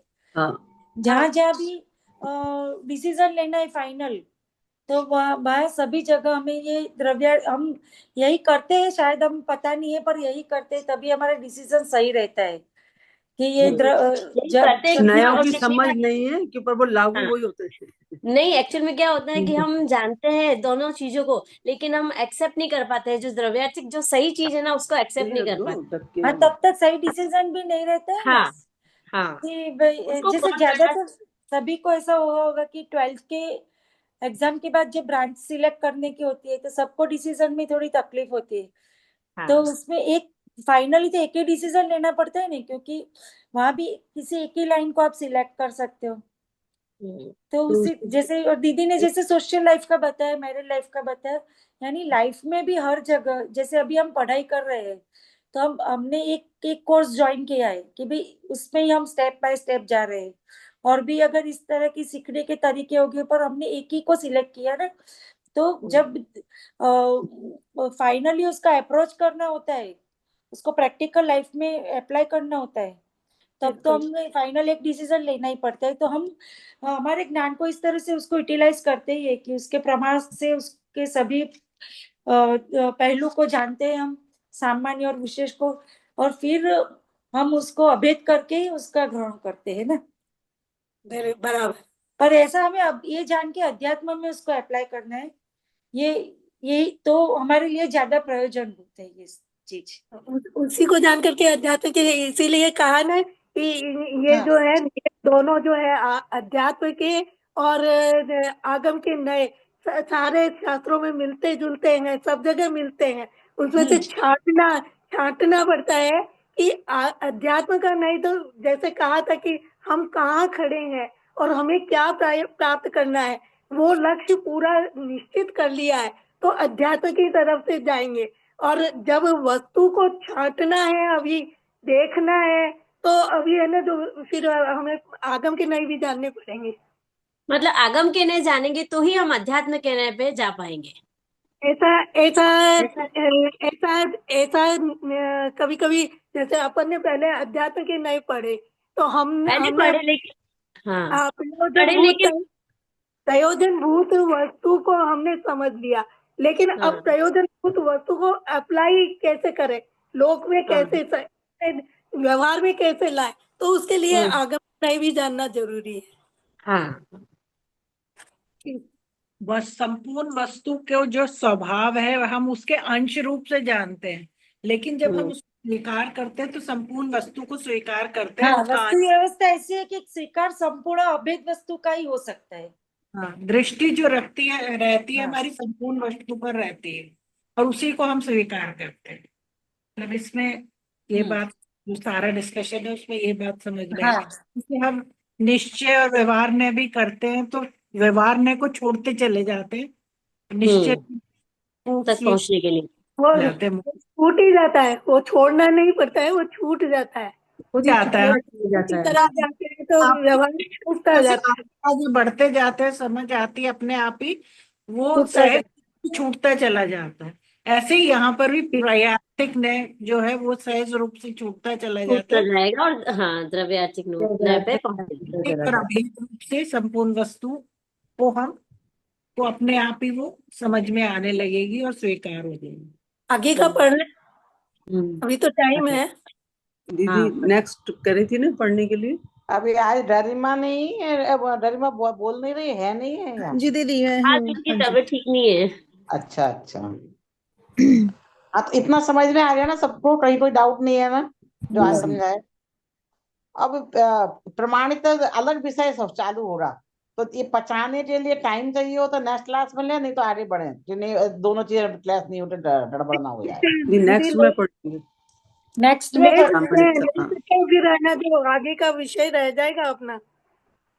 नहीं फिर हम अब दूसरी पुस्तक लेंगे, आचार्य पुंद पुंदरम टीटाकार, उसमें से भी आपका समय सटे है ना कौन सा है। हाँ, तो मतलब दो पुस्तकें वो थोड़ा सरल है मतलब आपको, तो इसलिए वो फिर वो वाला लाइट मूड चला लें। बोलो आपको ये यही समझना, पढ़ो थोड़ा पढ़ के देखो, ऊपर से निकलने लगे तो ब्रेक ले लेना, ऐसा करते हैं। एक पेज ले लेते हैं दीदी, नयों की प्रामाणिकता वाला। लो ले लो। ठीक है दीदी, पढ़ते हैं। हाँ हाँ। नयों की प्रामाणिकता। नयों के संदर्भ में एक प्रश्न उठाया जाता है कि नय प्रमाण है या अप्रमाण। यदि अप्रमाण है तो उनके प्रयोग से क्या लाभ है, और यदि प्रमाण है तो प्रमाण से भिन्न है या अभिन्न। यदि अभिन्न है तो उनके अलग से वर्णन की आवश्यकता नहीं, और भिन्न है तो नए प्रमाण कैसे हो सकते हैं, वे अप्रमाण ही रहे। यानी यहाँ 4 क्वेश्चन उठाए। एक तो है नए को, नए के बारे में बताए, नए खुद स्वयं प्रमाण है या अप्रमाण है। अगर कोई कहता है अप्रमाण है तो फिर उसकी सत्ता ही नहीं है, तो उसके प्रयोग से क्या लाभ है। और यदि प्रमाण है तो प्रमाण से भिन्न है या अभिन्न है, ऐसा बताए। फिर उसके आगे कि यदि अभिन्न है तो उनके अलग से वर्णन की आवश्यकता नहीं, क्योंकि दोनों एक ही रूप हो गए। ठीक है। और अगर भिन्न है तो नए प्रमाण कैसे हो सकते हैं, क्योंकि आगे ये बताए कि अप्रमाण नहीं है तो फिर प्रमाण का उसको प्रमाण रूप स्वीकार करो। अगर प्रमाण रूप ही स्वीकार करते हैं तो फिर प्रमाण और नए एक ही हो गए, तो फिर उसकी अलग से चर्चा ही की आवश्यकता है क्यों है। इस तरह से एक के बाद एक क्वेश्चन उठाए। इसका उत्तर देते हुए जैन शास्त्रों में कहा है कि नय न तो प्रमाण है और न ही अप्रमाण। प्रमाणता और अप्रमाणता के अतिरिक्त भी एक तीसरी स्थिति संभव है, वह है प्रमाण का एक देशपना। यानी नय अप्रमाण तो नहीं है और प्रमाण है, पर प्रमाण और नय एक भी नहीं है, पर नय प्रमाण का एक देशपना है। उसको इस तरह से डिफाइन किया है यहाँ। प्रमाण का एक देश प्रमाण नहीं है, क्योंकि प्रमाण का एक देश प्रमाण से सर्वथा अभिन्न नहीं है। जैसे समुद्र के अंश को न तो समुद्र कहा जाता है और न असमुद्र कहा जाता है। यदि समुद्र के एक अंश को समुद्र कहा जाएगा तो शेष अंश असमुद्र हो जाएंगे, ऐसा तो हो नहीं सकता। और यदि समुद्र का प्रत्येक अंश समुद्र है तो बहुत से समुद्र हो जाएंगे, और ऐसी स्थिति में समुद्र का ज्ञान कहाँ हो सकता है। वस्तुतः वस्तु का एक देश न तो वस्तु है और न ही अवस्तु है। वैसे ही यदि प्रमाण का एक देश नय प्रमाण होता, सर्वथा अभिन्न होता, तो फिर उसके अलग से कथन की आवश्यकता ही नहीं थी। नय अप्रमाण भी नहीं है, क्योंकि प्रमाण का एक देश प्रमाण से सर्वथा भिन्न नहीं है। देश और देशी में कथनचित भेद माना गया है। संक्षेप में कह सकते हैं कि नय विवक्षा वस्तु के एक धर्म का निश्चय कराने वाली होने से एकांत है, और प्रमाण विवक्षा वस्तु के अनेक धर्मों की निश्चय स्वरूप होने के कारण अनेकांत है। सम्यक एकांत नय कहलाता है और सम्यक अनेकांत प्रमाण। मैं इसको समझा नहीं पाऊंगी, अगर कोई समझा सकते हैं तो ठीक है, क्योंकि इसको ये दो तो तीन पूरा बार पढ़ना पड़ेगा। इसमें है ना क्योंकि पढ़ने नए, से समझ बहुत में आते हैं, पर डिफिकल्ट है। उसको समझा नहीं सकते हैं। इसमें दीदी समझाएंगी। इसमें हाँ, नए और प्रमाण की भिन्नता प्रामाणिकता बताइए। है। हाँ, हाँ, नए और प्रमाण क्या है? नए का इतना प्रमाण में क्या, समझना है कि न यानी एक देश प्रमाण पना, हाँ, जैसे वो तो समुद्र का एक अंश। इसमें लिखा है, वो तो बात सही है। लेकिन हम है ना जो किसी जैसे प्रमाण करते हैं, प्रमाण का क्या मतलब है? प्रमाण यथार्थ ज्ञान को कहते हैं, जो वस्तु का वास्तविक स्वरूप को बताता है। अब प्रमाण में है ना जो अपन ने पढ़ा था कि प्रत्यक्ष और परोक्ष प्रमाण होते हैं। तो प्रत्यक्ष ज्ञान जो है केवल ज्ञान प्रमाण है, और परोक्ष में अनुमान वगैरह ये भी प्रमाण ज्ञान है। तो प्रमाण ज्ञान पूरी अखंड वस्तु का को बताता है, और नए जो है वो केवल वस्तु के अंश को बताता है ना। ये दीदी दीदी और समझाएंगी इसको बहुत अच्छी तरह से। ये समझने वाला विषय है, इसके बिना समाचार की विषय वस्तु नहीं समझ में आएगी। ये नए और प्रमाण जो है समझना कि मतलब है ना, प्रमाण कब कहें और नए कब कहें, नए से समझना क्यों आवश्यक है और प्रमाण से समझना क्यों आवश्यक है। और प्रमाण नए से नहीं समझेंगे तब तक तो हम है ना जो सद्भूत वस्तु को प्राप्त भी नहीं कर सकेंगे। और है ना जो प्रमाण से नहीं समझेंगे तो वस्तु का पूरा स्वरूप ख्याल में नहीं आएगा। मैं जो समझी हूँ वो बताया मैंने, आगे दीदी समझाएंगी। नहीं, जैसे स्पर्धा ने भी एकदम अच्छे से समझाया, सही पॉइंट थे। कहाँ नहीं समझ में आ रहा है तुम लोगों को? जैसे देखो, इसमें मुख्य नयों की प्रमाणिकता बता रहे हैं, नए प्रमाण है या प्रमाण है ना। तो जैसे अब किसी संदर्भ में आता है ना कि ये प्रश्न करते हैं, उदाहरण, हाँ, जो बच्चे हैं वो स्त्री है या पुरुष, हम कहते हैं बेबी बॉय बेबी गर्ल, है ना। तो वो स्त्री है या पुरुष, या तो स्त्रीलिंग में आएंगे या पुल्लिंग में आएंगे। तो हम स्त्री से मतलब समझते बड़ी महिला, पुरुष से मतलब समझते बड़ा आदमी। तो बच्चे हैं, तो वो बच्चे आएंगे तो पुल्लिंग और स्त्रीलिंग में आएंगे, पर वो पुरुष नहीं है, स्त्री नहीं है। स्त्री लिंग की अपेक्षा स्त्रीलिंग में है, पर वो बच्चे हैं, बच्चे में जाएंगे। एक बच्चे का एक अलग भेद किया ना, वो अपेक्षा अलग है कि शादी के योग्य नहीं है, बच्चे हैं, मतलब ये उनके बुद्धि का उतना विकास नहीं है अनिरपेक्षा से। तो वो पुरुष है, लिंग की अपेक्षा जाए तो पुरुष में जाएंगे, पुरुष वर्ग में जाएंगे। अब 2 साल का बच्चा है, लड़का है, तो महिलाओं के बाथरूम में जा सकता है कि नहीं जा सकता है, महिलाओं के डब्बे में जा सकता है कि नहीं जा सकता है। तो बच्चे में अधिकतर माँ के साथ रहते हैं। तो ट्रेन में भी लेडीज कंपार्टमेंट में 12 साल तक के बच्चे चले जाते हैं जो 15 साल के होते हैं, तो महिलाएं फिर उसमें ऑब्जेक्शन करने लगती, इतने बड़े लड़के क्यों लाए हमारे उसमें। तो कहाँ एक लिमिट है ना, कहाँ तक बच्चे मानना कहाँ नहीं। तो बच्चे पुरुष है कि नहीं है, स्त्री है कि नहीं है, होते हुए भी अंश हैं, वो छोटे हैं तो हैं भी और नहीं भी हैं। समझ रहे हैं मेरी बात? पुल्लिंग अपेक्षा पुल्लिंग में है, स्त्री अपेक्षा स्त्रीलिंग में है। पर जैसे हम पुरुष स्त्री का जो भेद करते हैं वैसा वो नहीं है, वो बच्चे हैं। तो बच्चों में हम पुरुष स्त्री का भेद नहीं करते, वो कहीं भी चले जाते, कहीं भी आ जाए। अपन कहते ना कि यहाँ पे पुरुष वर्ग बैठे या स्त्री वर्ग बैठे, तो वहां आपने जो बच्चों का भेद नहीं है कि यहाँ लड़के और लड़कियां बैठे हैं। आपने जो भेद किया है ना पीछे, भेद किया है, वो द्रव्य में अंश, द्रव्य अंश भी है और द्रव्य पूरा अखंड वस्तु भी है, ऐसा भेद किया है ना। द्रव्य जो अंश वाला भेद किया है, अंश में कहाँ की बात कर रहे हो ये आप? ये जो आगे भेद किया है ना, द्रव्य द्रव्य, ये भेद करके बताया ना, पेज नंबर बोलो, पेज नंबर बोलो। ये पेज नंबर 28 पे।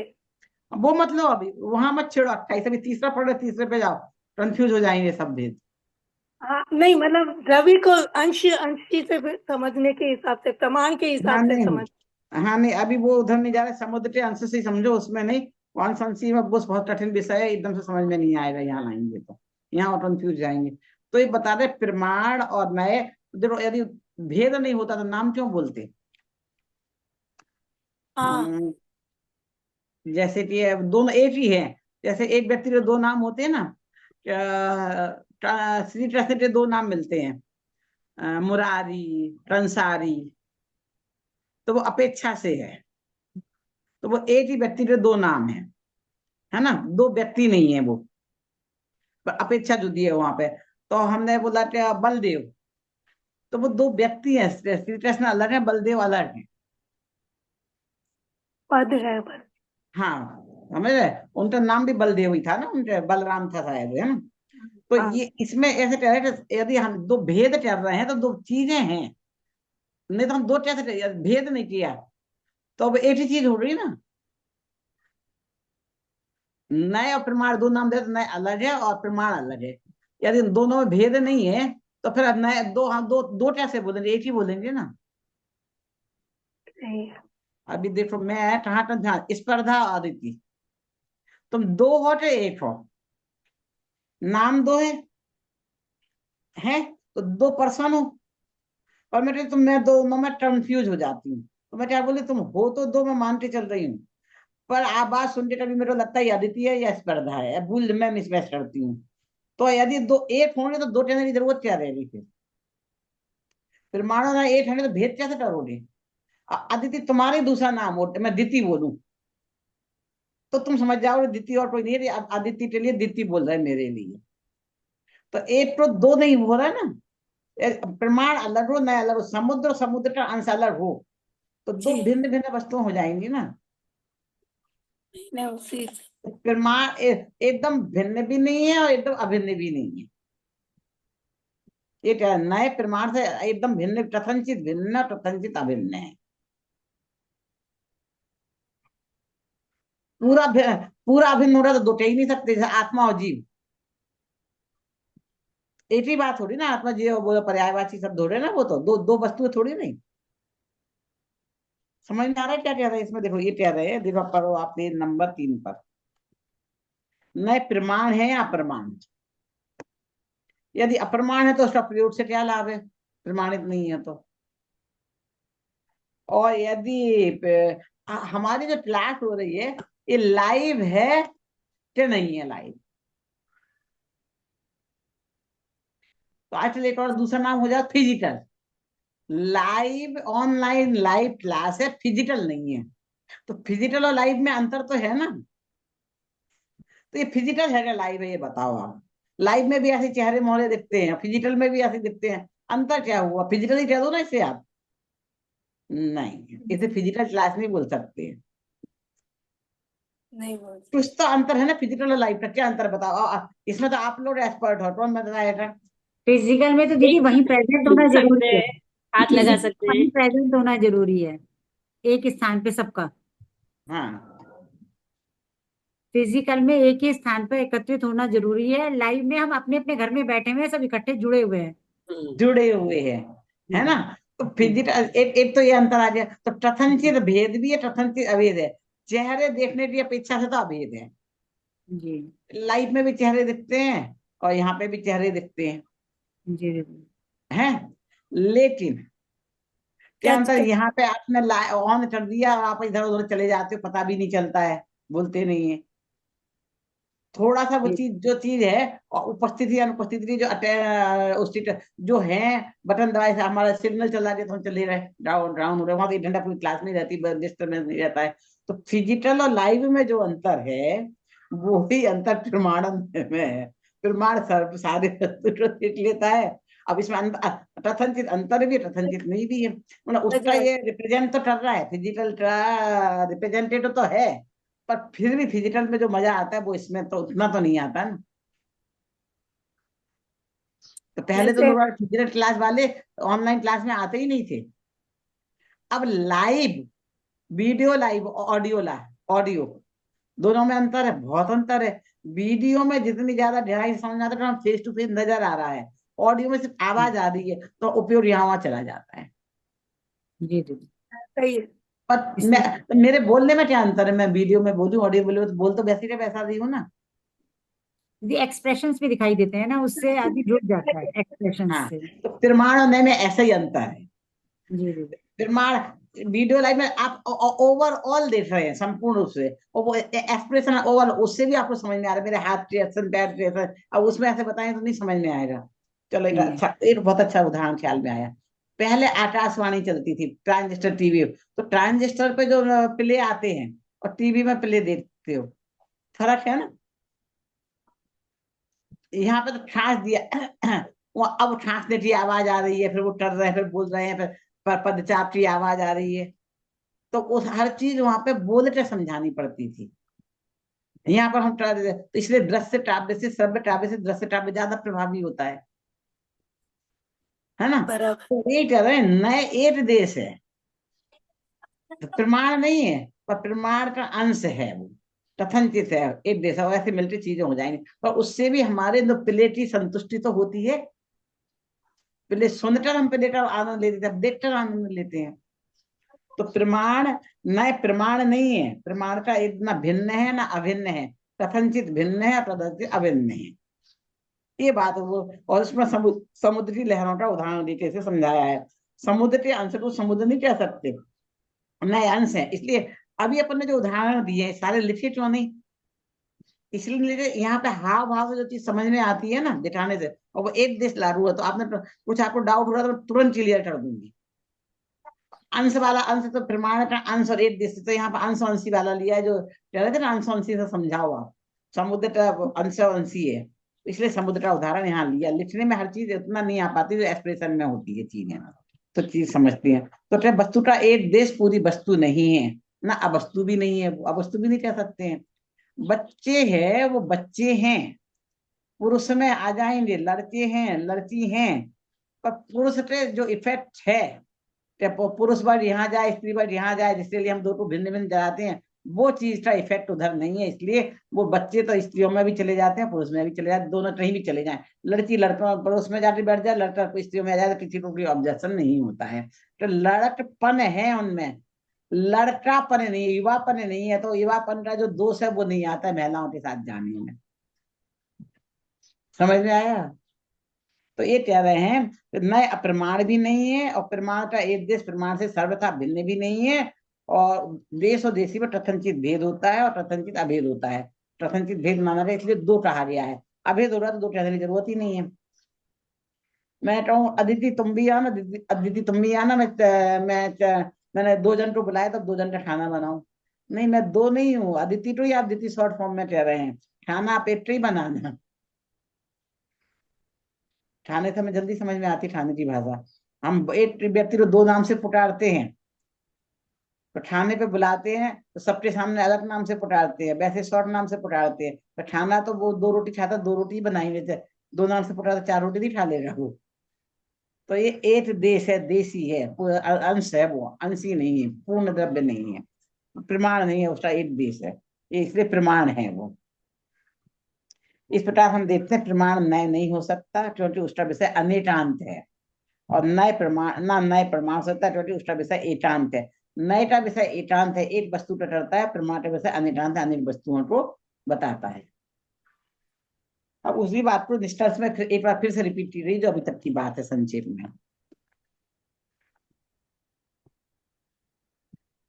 वही हमारे नाक आंख नहीं है, ये आंख आंख नाक कान ये अंशी है, और पूरा अंश है, और पूरा शरीर अंशी है। तो इस शरीर के अंश है, तो आंख कान नहीं है, नाक नहीं है, तो अंश तो है पर शरीर तो है। तो शरीर से भिन्न तो नहीं, कथनचित भिन्न भी है, कथनचित अभिन्न भी है। तो कानों के आंखों से देखा जाता है, कानों से सुना जाता है, इस अपेक्षा भिन्न एक ही शरीर के अन्य है। एक ही आत्मा आंखों के माध्यम से देखती है, और ये कान के माध्यम से सुनती है, नाक के माध्यम से सुनती है। तो इसलिए वो आंख कान नाक अंश है, और पूरा शरीर। तो ये अंश ही समाप्त होते हैं, तो अंश समाप्त होते तो अंश समाप्त नहीं होता है।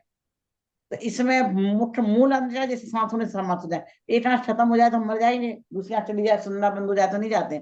अंशी के समाप्त होने से वस्तु समाप्त नहीं होती है। समझ में आया बात? भले सारा काम ब्रेन कर रहा है, पर यहाँ से डला कट जाएगा तो मर जाएंगे, तो ब्रेन नहीं काम कर देगा। तो वो एक महत्वपूर्ण अंग क्या, पार्ट क्या, पैर इतना लंबा लंबा चला जाए ऊपर ऊपर तो आदमी जिंदा रह जाता है। दोनों पैर कट जाते तो अभी आदमी रह जाता कि नहीं रह जाता है। छोटे बड़े से पानी कहाँ कितना महत्वपूर्ण है, इतना हाथ कट जाए, इतना हाथ कट जाए तो भी रह जाएगा। ये सब अंश है, तो अंशों के समाप्त होने से अंशी नहीं होती है। क्लियर हुआ? तो डाली को आप पेड़ कह सकते हो, पत्तों को पेड़ कह सकते हो, हाँ हाँ फूल को पेड़ बिल्कुल, कह सकते हो, फल को पेड़ कह सकते हो। नहीं दीदी। इनका उदाहरण सही है। सब मिलकर पेड़ बनाए वस्तु है। ऐसे कितने ही उदाहरण हट जाएंगे आपके। डाली तने फूल पत्ती सब पेड़ के अंश हैं, और सब मिलकर पेड़ बने हैं, एक एक चीज पेड़ नहीं बनी है। एक अच्छा रह जाएगा तो तना रह गया, ठूंठ रह गया, झड़ जाएगा, तो उसके अलग अलग नाम हो गए हैं। ये बता रहे हैं सटा नए प्रमाण स्वरूप नहीं है, वे प्रमाण से कथनचित भिन्न है। तो जिस अंशी या धर्मी में उसके सब अंश या धर्म गौण हो जाते हैं, वह अंशी मुख्य रूप से द्रव्यार्थिक नय का विषय है। प्रमाण के विषयभूत अंशी में कोई भी अंश गौण नहीं होता, सभी अंश मुख्य रहते हैं। प्रमाण के विषय में मुख्य गौणता की व्यवस्था नहीं है, अर्थात सभी अंश मुख्य हैं। अंशों के समूह रूप अंशी भी मुख्य है, और कोई भी गौण नहीं है, अतः नए प्रमाण से कथनचित भिन्न है। देखो यह ना, अंशों के समूह रूप अंशी भी मुख्य, कोई भी गौण नहीं है। देखो उदाहरण दो, बहुत अच्छा सा याद आया। पहले जब ट्रेन में जाते थे ना, तो 12 साल से छोटे बच्चों की हाफ टिकट, और 5 साल के बच्चों की फ्री, और सीट पूरी मिलती थी। फिर बीच में चेंज किया कि आप हाफ पैसा तो आप हाफ दे दो, पर अपने साथ आधी सीट पे सुलाओ भी। उसमें कितनी होशियारी दिखाई, पूरी सीट ले रहे हो तो पूरे पैसे देने पड़ेंगे, टिकट हाफ है और सीट की बर्थ के पूरे पैसे दो। फिर और होशियारी दिखाई कि आपको अपनी सीट पे सुलाना है तो फ्री है, और सीट चाहिए तो आपको पैसे दे दो। आपको जो दोनों ऑप्शन दे दिए। समझ में आया? अब वहां पे आप बच्चे को कहाँ बच्चा गिनना, कहाँ बच्चा, सीट चाहिए तो हम उसमें गिने, फुल आदमी गिनेंगे, तो हमारी एक सीट पूरी जा रही है ना। तो अब कार्ड देने में हम गिनते हैं एक फैमिली में एक मेंबर, कार्ड एक को देते हैं, पर जो टैटलर होता है उसे इससे कुछ लेना देना नहीं है, कि बच्चा है कि बड़ा है, उसे तो प्लेट गिनना है। किसी ने 1 रोटी खाई है, किसी ने 10 रोटी खाई, मतलब नहीं है, प्लेट नहीं गिनती है, प्लेट गिनता है, आदमी नहीं गिनता है। समझ में आया बात? तो कहाँ वो बच्चे की फुल आइडेंटिटी, तो ये तेरा अंशों के कहाँ पे वो अंश भी मुक्त हो गया। टैटलर के लिए वो 5 साल से ऊपर का बच्चा भी मुक्त हो गया, वो बच्चा गिन रहा है। खाने में तो इंडिविजुअल खाओगे ना, सीट पे तो इंडिविजुअल जा रही है, प्लेन में भी 2.5 साल से ऊपर जो बच्चा है, 2.5 महीने से ऊपर, 2.5 साल क्या बोल दिया मैंने, 2.5 महीने से ऊपर आपको पूरी सीट दे रहे हैं, आप ऊपर जाएगा, आप रोज में बिठा ले चलो पूरे हिसाब, 6 महीने का बच्चा है तो हमारे तो वजन हो रहा है ना, वो तो वजन से ले रहा है ना, उसे सीट से और मतलब नहीं है, उसे वेट हो गया ना, तो कितना वजन जाना उसमें, हर एक ने अपनी अपनी कैलकुलेशन था, तो कहाँ कौन से बच्चे को कहाँ गिनना, कहाँ नहीं गिनना, तो अंशी में कहाँ अंश गिनना है, कहाँ नहीं गिनना है, ये बता रहे हैं आप, कहाँ कौन काउंट किया जाता, कहाँ नहीं। तो ये प्रमाण के विषय में, प्रमाण के विषय अंशी में कोई भी अंश गौण नहीं होता, सभी अंश मुख्य रहते हैं। टेटलर के लिए हर बच्चा बच्चा मुख्य रहता है, प्लेन वाले के लिए हर व्यक्ति मुख्य है, कोई छोटा बड़ा नहीं, ऐसा नहीं है, उसे हर व्यक्ति मुख्य मुख्य है। और प्रमाण के विषय में मुख्य गौणता की व्यवस्था ही नहीं है, अर्थात सभी अंश मुख्य है और नयों में मुख्यता गौणता है। अंशों के समूह रूप अंशी भी मुख्य और कोई भी गौण नहीं है, ये बात बता रहे हैं। क्लियर हुआ? अब ये सब आप एक बार बोलो और उदाहरण लिखना, कहाँ कौन सा घटना कैसे उठा, इतने सारे उदाहरण बताए तो ही उतरेगा। सब अपने अपने इंडिविजुअल लिखना, शुरू के 10 मिनट में बोल लूंगी, नया विषय ले लूंगी, फिर बाद में हम ब्रेक के लिए आगे पीछे कभी भी एडजस्ट कर लीजिए, जैसे हमारे पास 10 मिनट 15 मिनट बचे नहीं, जहां विषय बराबर, फिर वो आपसे पूछूंगी आपने क्या लिख के लाए हो, सब लोग समझ रहे। इसे हमें अंदर उतारना है ना, इसलिए अभी कौन बताएगा? मैं जितना समझी हूँ वो बताऊं नए और प्रमाण के बारे में। जैसे प्रमाण है हमारी आत्मा का संपूर्ण स्वरूप को जानना, और नए है उसके सिर्फ एक ज्ञान गुण को जानना। सही है? ठीक है, और बोलो।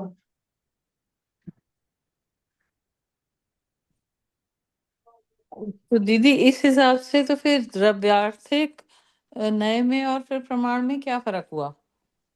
जैसे उसको द्रव्यार्थिक में सब। द्रव्य वाला आंसर को बता रहा है, पर्याय वाले आंसर को गौण कर देता है, जी जी, यस, थैंक और यू। प्रमाण में द्रव्य रूप और पर्याय रूप दोनों आंसर रहेंगे, उसमें मुख्य गौण की व्यवस्था नहीं है। फिर प्रमाण की फॉर्मूला बनाएंगे हम, तो ये 8 बंद नहीं करनी पड़ेगी, दोनों में रोज बराबर है। हाँ देखो, एक और उदाहरण याद आया, माँ की निधाय में सभी बच्चे बराबर है। मेरी बहू है ना, बार बार पूछती है या मुझे ज्यादा प्यार करते हो या आराध्य को करते हो।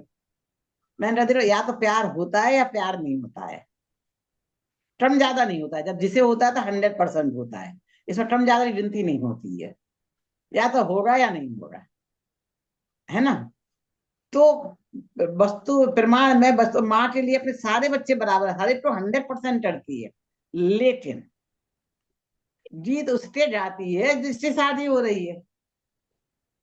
सभी बच्चों ने 4 बच्चे, तो चारों की जीत थोड़ी एक साथ जाएगी, मुख्य गौण कर देते हैं उस टाइम। मुख्य गौण होता है। समझ में आ गया इससे? बहुत बढ़िया दृष्टांत दे दिया दीदी। बहुत बढ़िया, बहुत बढ़िया। कहाँ कौन मुख्य हो रहा है, कौन सा गौण हो रहा है। अब एक बच्चा बीमार है, अब बीमार बच्चे पे ज्यादा ध्यान दिया तो आप हमसे प्यार नहीं करते, और छोटे बच्चों में यही झगड़ा चलता रहता है। जिस बच्चे को गोदी में ले लेगी मम्मी, दूसरा कह रहा है मेरी मम्मी तो ज्यादा प्यार करती है, गली में हाथ डालती चिपक जाएगी, बच्चे को भी समझाना पड़ेगा ये मुख्य गौण का सिस्टम, वो नहीं समझता।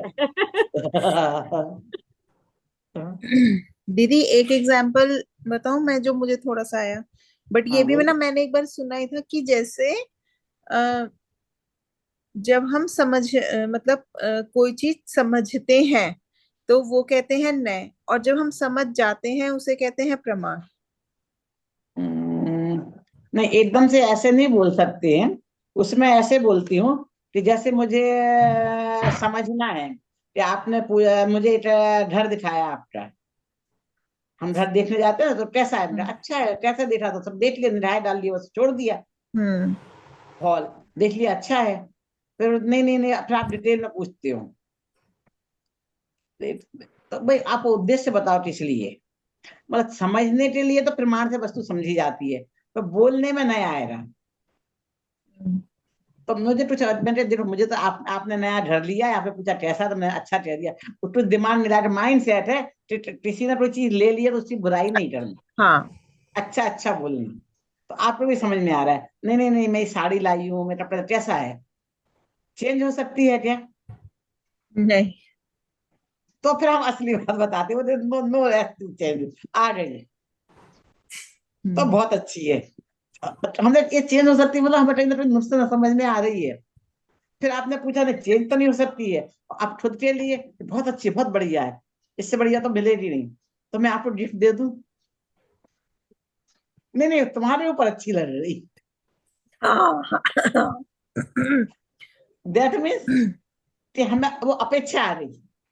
तो वस्तु को हम जब देखते हैं तो हमें देख लिया, सरसर निराय से देख लिया, तो पूरी देख ली वस्तु, तो प्रमाण से देख ली। फिर उसने पूछा वस्तु कैसी है, तो कहने ऐसा तो बहुत अच्छी है, व्यू अच्छा है, ब्यूटी दृष्टि से अच्छा है, लेकिन हॉल छोटा है। किचन तो बहुत बड़ी है, इतनी जरूरत नहीं है, बेडरूम छोटा है, बेडरूम में स्पेस चाहिए थी। अरे बेडरूम में तो एक पता ना जाए क्या जरूरत है, हॉल हॉल में क्या जरूरत है, जब मेहमान आते नहीं तो हॉल में तो कोई बैठता भी नहीं है। नहीं नहीं, जब कोई कभी कभी कोई आता है तो हॉल तो बड़ा चाहिए, 10 जने 12 जने एक साथ बैठ सकते हैं। तो ये जो कथन हो रहे हैं अपेक्षा से हो रहे हैं। तुम्हारा हॉल देखा कैसा है, हॉल देखा जैसा है, छोटा है कि बड़ा है, बताओ आप। तुम्हारा जो रूम है जिसमें तुम सब लोग बैठे हो वो छोटा है कि बड़ा है? आपने देख लिया कुछ नहीं। अब आप दीदी आप किस अपेक्षा पूछ रहे हो? हमारी फैमिली के हिसाब से सो है, बहुत बड़ा है। घर में अकेली रह जाती तो एकदम घर काटने को दौड़ता है। तो हम 1000 लोगों की पार्टी कर ले, अरे दीदी कोई महल थोड़ी है ना है कि हमारा घर में 1000 लोगों की पार्टी हो जाएगी। पर हाँ, बच्चे की बर्थडे करनी हो, 25-50 लोग आए तो घर में सेलिब्रेट हो जाती है। अब ये क्या चल रहा है, ये अपेक्षाएं चल रही हैं। तो इस अपेक्षा छोटा है, इस अपेक्षा बड़ा है। क्या 200-500 लोगों तक का तो हमारे यहाँ पे कम्युनिटी हॉल है, उसमें हो जाता है। पर 2000-5000 करना हो, बड़ा फंक्शन करना हो, तो छोटे मोटे अपने बर्थडे के है, एंगेजमेंट है, ये ऐसे तो हो जाते हैं। बड़ा फंक्शन 4-5 हजार का करना हो तो फिर दूर जाना पड़ता है। छोटा हॉल भी जब बड़ा हो जाता है, बड़ा हॉल भी जब छोटा हो जाता है, वो अपेक्षा से है। तो कहने में तो अपेक्षा लगानी पड़ती है ना, समझ समझने में अपेक्षा नहीं लगानी पड़ती है। देखा आपने, समझ लिया, मुंह से बोलते ही साथ अपेक्षा लगती है। बिना अपेक्षा के वस्तु समझी जा सकती है, कथन में अपेक्षा होगी होगी और होगी। क्लियर? कथन के लिए नयों की आवश्यकता पड़ती है। कथन, इस कथन के लिए है, कथन ही पद्धति है नए। अर्थात जैसे कि आपने बताया कि कोई नया फ्लैट देखा और फिर उस सब पूरा देख लिया, उसके विशेष रूप से भी देख लिया, ठीक है। फिर जब प्रमाण से देख लिया, फिर जब कथन करते और ऐसा बोलते कि फ्लैट तो बहुत ही बढ़िया है, लेकिन उसमें ये कमरा छोटा है, तो जो पहले बोला कि पूरा फ्लैट बहुत बढ़िया है, लेने लायक है, ठीक है, प्रमाण तो से वो बोला, द्रव्यार्थिक नहीं से बोला, और फिर वो जो बोला कि कमरा, प्रमाण से बोला, प्रमाण से बोला, वो ओवरऑल प्रमाण से बोला, संपूर्ण वस्तु के बारे में बोला है।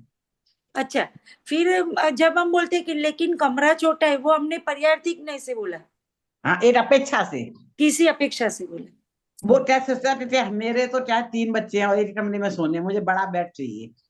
घर में जैसे अब आजकल वॉशिंग अब है तो और सब बढ़िया, पर यहाँ वॉशिंग मशीन रखने की जरूरत नहीं है। हम लोग तो घर घंटी भी रखते हैं, उसके लिए भी जरूरत नहीं है।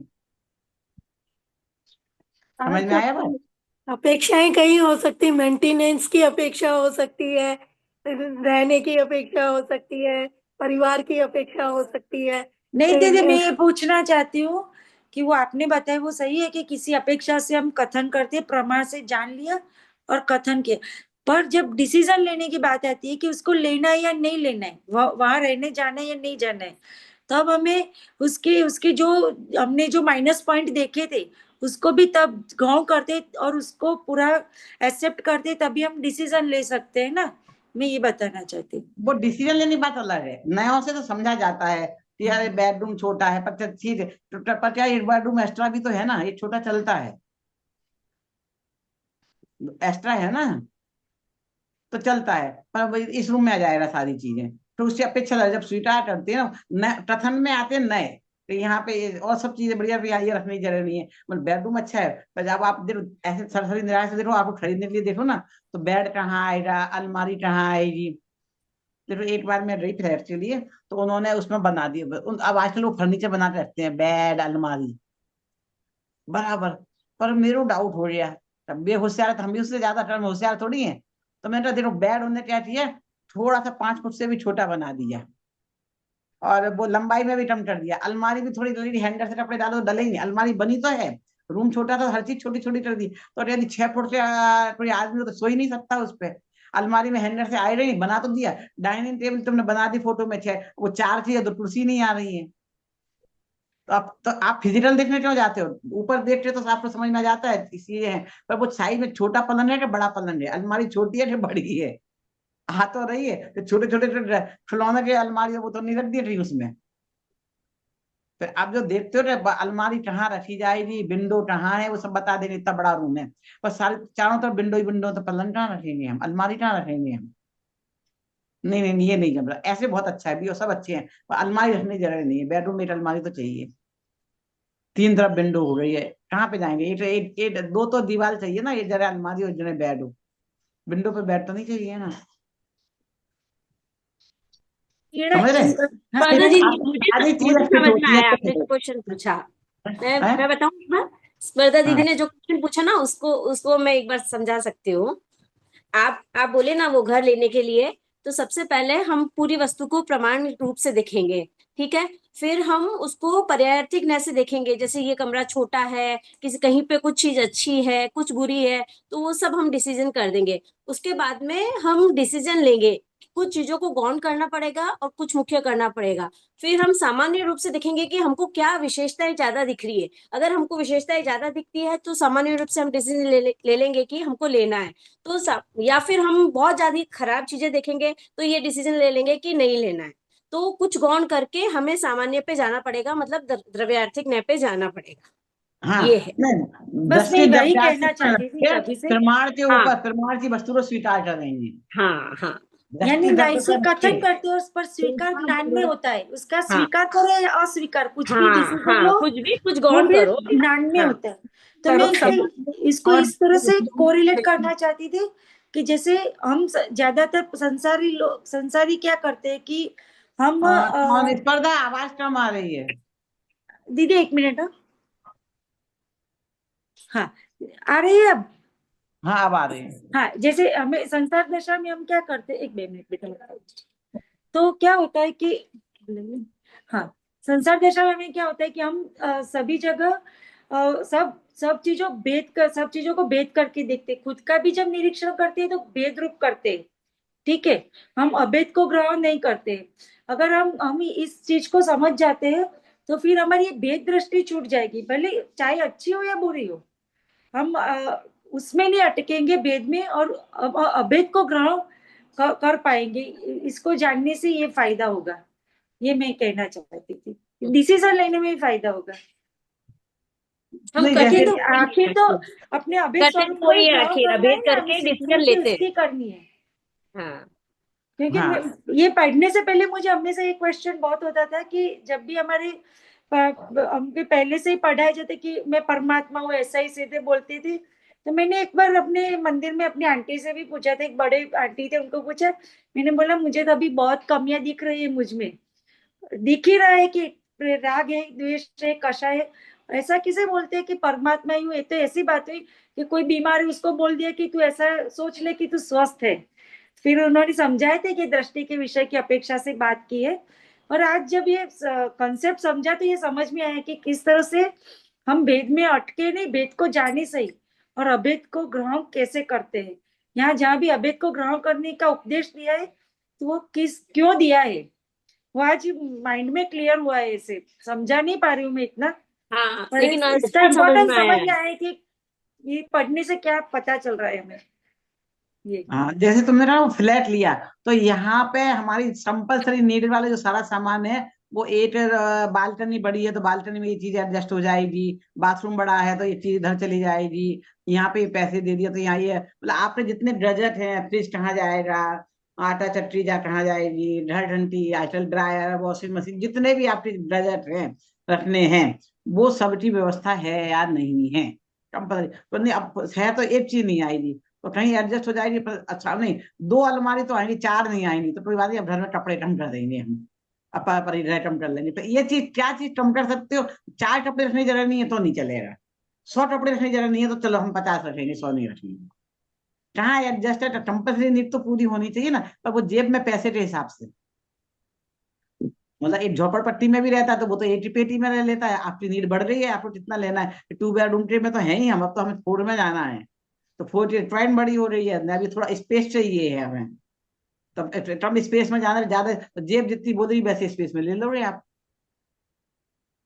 कहाँ आप कुछ तो इग्नोर करना ही पड़ता है और कुछ आपको हाईलाइट करना पड़ता है, तो नया की अपेक्षा ये फिर प्रमाण की वस्तु आप ग्रहण करते हो। क्लियर? चलिए जिनमानी स्थिति कर लीजिए। निज निधि निज में बताई यह अनंत उपकार, उसके लिए जिन वाणी माँ को वंदना शत बार है। सभी को जय